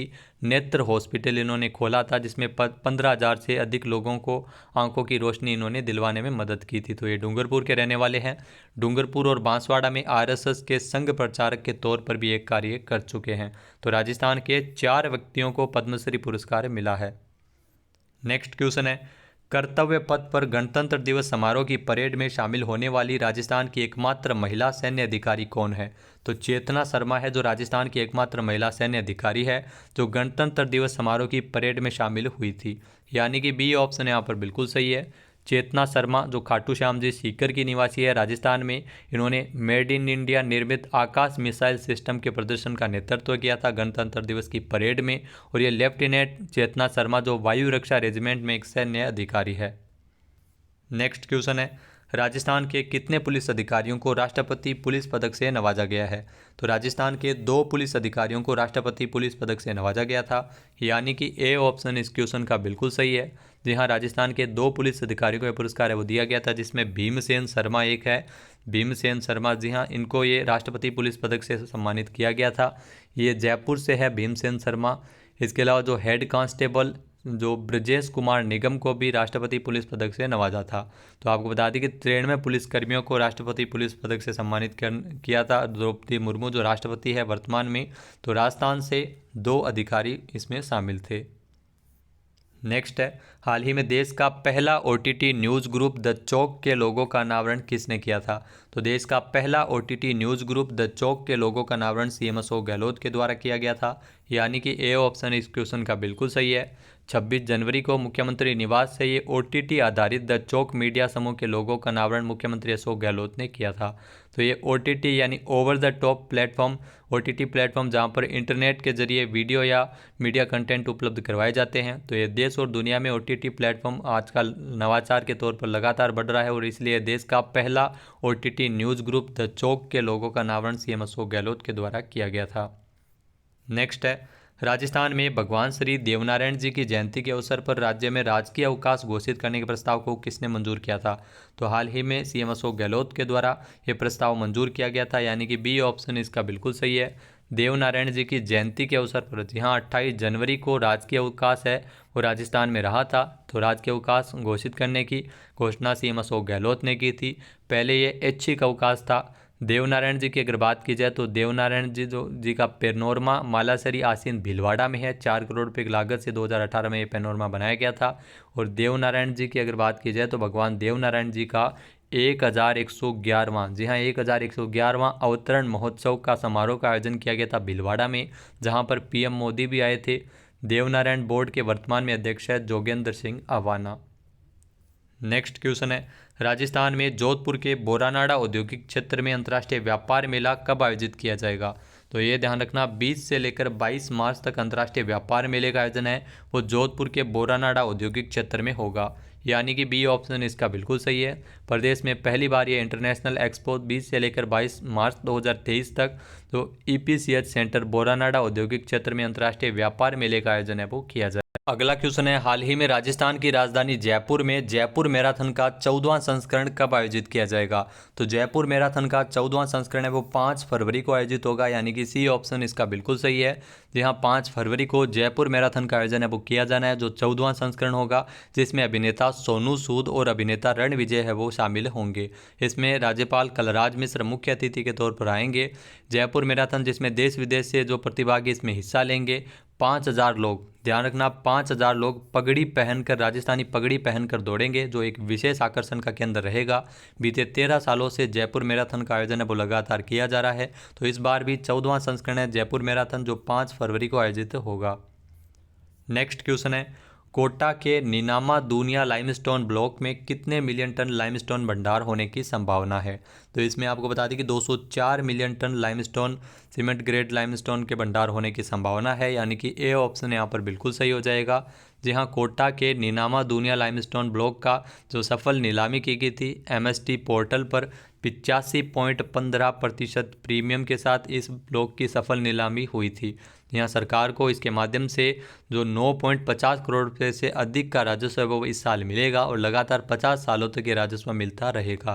तो इसमें कोटा के नीनामा दूनिया लाइमस्टोन का जो क्षेत्रफल है वो 299 हेक्टेयर है और जहाँ पर तकरीबन 204 मिलियन टन जो लाइमस्टोन भंडार होने की संभावना है। नेक्स्ट है, राजस्थान में लागू इंदिरा रसोई योजना के तहत वर्तमान में कितनी इंदिरा रसोइयाँ संचालित की जा रही है? तो ये क्वेश्चन आपके लिए महत्वपूर्ण है। आपको ध्यान होना चाहिए कि 980 इंदिरा रसोइयों का संचालन है वो वर्तमान में किया जा रहा है, यानी कि ए ऑप्शन इसका बिल्कुल सही है। CM ने 1000 इंदिरा रसोइयों तक टारगेट है वो रखा था कि 1000 इंदिरा रसोइयाँ वो इसमें स्थापित होगी राजस्थान में इंदिरा रसोई योजना के तहत। योजना की अगर बात की जाए तो इंदिरा रसोई योजना की शुरुआत 20 अगस्त 2020, जी हाँ, 20 अगस्त 2020 को इस योजना की शुरुआत हुई थी। कोई भूखा न सोए के संकल्प को लेकर इसमें 8 रुपये के अंतर्गत शुद्ध एवं पौष्टिक भोजन है ज़रूरतमंदों को उपलब्ध करवाया जाता है। 17 रुपये प्रति थाली अनुदान भी राज्य सरकार देती है। भोजन में मुख्य रूप से 100 ग्राम दाल, 100 ग्राम सब्जी, 250 ग्राम चपाती इसमें दी जाती है। तो 980 इंदिरा रसोइयाँ हैं वो वर्तमान में संचालित की जा रही है। नेक्स्ट है, राजस्थान के जैसलमेर जिले में मरु महोत्सव का आयोजन कब किया जाएगा? तो राजस्थान के जैसलमेर में मरु महोत्सव है वो 3 से लेकर 5 फरवरी तक आयोजित होगा, यानी कि बी ऑप्शन यहाँ पर बिल्कुल सही है। ये ध्यान रखना 44वां मरु महोत्सव है जिसका आयोजन वो किया जा रहा है 3 से लेकर 5 फरवरी तक। इसमें सोनार दुर्ग से शोभा यात्रा के माध्यम से इसकी शुरुआत होगी मरु महोत्सव की। यहाँ पिछली बार अगर बात की जाए तो पिछली बार जो मरु महोत्सव का आयोजन है ये जैसलमेर में किया गया था और इस साल भी जैसलमेर में 3 से लेकर 5 फरवरी तक मरु महोत्सव है आयोजित होगा और वर्तमान में जैसलमेर की जो जिला कलेक्टर है वो है टीना डाबी। इसके अलावा आपको बता दें कि 13 से लेकर 15 जनवरी तक 29वां ऊंट महोत्सव कहाँ आयोजित हुआ था, ये आपको पता है कि बीकानेर में आयोजित किया गया था। भीलवाड़ा महोत्सव भी 12 से लेकर 14 जनवरी तक भीलवाड़ा में हुआ था। नेक्स्ट है, हाल ही में रेज पावर इंफ्रा राजस्थान में 9,140 करोड़ रुपए का निवेश करते हुए कितने मेगावाट की सौर परियोजनाएं स्थापित करेगी। तो ध्यान रखना, रेज पावर इंफ्रा के द्वारा राजस्थान में 1800 मेगावाट की सौर परियोजनाएं की स्थापना की जा रही है, यानी कि बी ऑप्शन इसका बिल्कुल सही है। इसको लेकर रेज पावर इंफ्रा और राजस्थान सरकार के मध्य समझौता ज्ञापन पर भी हस्ताक्षर हुए हैं सीएम अशोक गहलोत की उपस्थिति में। जहाँ इंफ्रा जो रेज पावर इंफ्रा के द्वारा 9,140 करोड़ रुपए के निवेश करते हुए 1800 मेगावाट की सौर परियोजनाएं स्थापित करेगी, जिसमें 300 मेगावाट की 2 सौर परियोजनाएं और 900 मेगावाट की 1 सौर परियोजना भी इसमें शामिल होगी। तो ये समूची परियोजना तो देश में सबसे बड़ी परियोजना है और इस परियोजना की लागत तकरीबन 9,140 करोड़ रुपये अनुमानित है। नेक्स्ट है, मुख्यमंत्री दुग्ध उत्पादक संबल योजना के तहत राजस्थान सरकार द्वारा पशुपालकों को अब तक कितने करोड़ रुपए का अनुदान दिया जा चुका है। तो इसमें आपको बता दें कि 764.23 करोड़ रुपए का अनुदान है और राज्य सरकार दे चुकी है इस योजना के अंतर्गत, यानी कि बी ऑप्शन इसका बिल्कुल सही है। इसमें पशुपालकों को अनुदान है वो दिया जाता है, जिसमें आपको बता दें कि जो राजस्थान सरकार द्वारा 1 अप्रैल 2022 से अनुदान की जो रकम है वो 3 रुपये प्रति लीटर से बढ़ाकर 5 रुपये प्रति लीटर की गई थी। तो ये भी आपको ध्यान में रखना है। इसके अलावा मुख्यमंत्री दुग्ध उत्पादक संबल योजना की शुरुआत अगर बात की जाए 2013 में हुई थी, लेकिन फिर इस योजना को बंद कर दिया गया था। तो एक बार फिर से 1 फरवरी 2019 से इस योजना को गति मिली थी और 2 रुपये प्रति लीटर दूध अनुदान किया था। और वर्तमान में कितने रुपए प्रति लीटर है, तो वर्तमान में 5 रुपये प्रति लीटर इसमें पशुपालकों को अनुदान दिया जाता है दूध में। नेक्स्ट है, राजस्थान में 1 से लेकर 5 फरवरी तक राजस्थान इंटरनेशनल फिल्म फेस्टिवल का नवा संस्करण में लाइफ टाइम अचीवमेंट अवार्ड से किसे नवाजा जाएगा। तो ये लाइफ टाइम अचीवमेंट अवार्ड से परीक्षित साहनी को नवाजा जाएगा, यानी कि सी ऑप्शन इसका बिल्कुल सही है। जी हाँ, परीक्षित साहनी जो 3 इडियट्स समेत कई मूवी में नज़र आ चुके हैं, तो ये पुरस्कार दिया जाएगा इनको राजस्थान इंटरनेशनल फिल्म फेस्टिवल का नवा संस्करण, जिसका आयोजन 1 से लेकर 5 फरवरी तक किया जाना है। परीक्षित साहनी की अगर बात की जाए तो हिंदी फिल्मों के एक अभिनेता है और ये बलराज साहनी के पुत्र जो विख्यात अभिनेता थे। तो इसके अलावा एक और पुरस्कार इसमें दिया जाएगा, वो प्राइड ऑफ राजस्थान अवार्ड। तो ये ध्यान रखना, प्राइड ऑफ राजस्थान अवार्ड है वो राज बंसल को मिलेगा, जबकि लाइफ टाइम अचीवमेंट अवार्ड से नवाजा जाएगा परीक्षित साहनी को। नेक्स्ट क्वेश्चन है, हाल ही में राजस्थान में पशुओं में चर्म रोग लंपी से बचाव के लिए दिसंबर 2022 तक कितने चिन्हित गोवंशीय पशुओं का टीकाकरण किया गया था। तो इसमें दिसंबर 2022 तक टोटल 106.46 लाख पशुओं का टीकाकरण किया गया था, यानी कि बी ऑप्शन इसका बिल्कुल सही है। राजस्थान में आप सभी को पता है कि लंपी रोग है वो पीछे पशुओं में वायरल हुआ था, जिसमें काफ़ी पशुओं की मौत भी लंपी रोग के कारण हुई थी। तो इसमें राजस्थान में दिसंबर 2022 तक कुल 1 करोड़ से अधिक गोवंशीयों का टीका है वो इसमें किया गया है। भारत सरकार के निर्देशानुसार गोटपॉक्स टीके है वो पशुओं को इसमें लगाए गए हैं। तो दोस्तों, ये थे राजस्थान करंट अफेयर्स के 130 इम्पोर्टेंट क्वेश्चन जो जनवरी माह में बने हैं। जी हाँ, इस वीडियो की जो PDF फाइल है वो आपको वीडियो के डिस्क्रिप्शन बॉक्स में टेलीग्राम चैनल का लिंक दिया हुआ है, जहाँ से आप डाउनलोड कर सकते हैं। इसके अलावा आपको राजस्थान करंट अफेयर्स के जनवरी माह की डिटेल वाइज अगर आपको PDF चाहिए तो आप हमारे दिए गए नंबर पर संपर्क कर सकते हैं। और इसके अलावा आपको एक एप्लीकेशन भी दी जाएगी, वहाँ से आप इसको डाउनलोड भी कर सकते हैं। तो इसका प्राइस है वो मात्र 15 रुपये रखा गया है, जिसमें आपको राजस्थान करंट अफेयर्स की जो पिछले साल का भी प्लस जनवरी माह का, इसके अलावा जो योजना से संबंधित जो जितने भी PDF है वो आपको एक साथ वहाँ पर देखने को मिल जाएगी। तो इसमें आपको डिटेल वाइज PDF मिलेगी, जिसमें महत्वपूर्ण तो इसमें इफ़ेक्ट के साथ इसमें डाला है, साथ ही साथ फ़ोटोज़ भी आपको जो समय समय पर ज़रूर फ़ोटो है वो भी आपको देखने को मिल जाएगी। तो ये डिटेल वाइज PDF है जनवरी 2023 के लिए। तो इसमें भी 130 क्वेश्चन है वो भी इम्पोर्टेंट फैक्ट्स के साथ। अगर आपको ये PDF चाहिए तो हमारे मोबाइल नंबर पर भी आप संपर्क कर सकते हैं 895599 फिर 8445। जय हिंद, जय भारत, जय राजस्थान।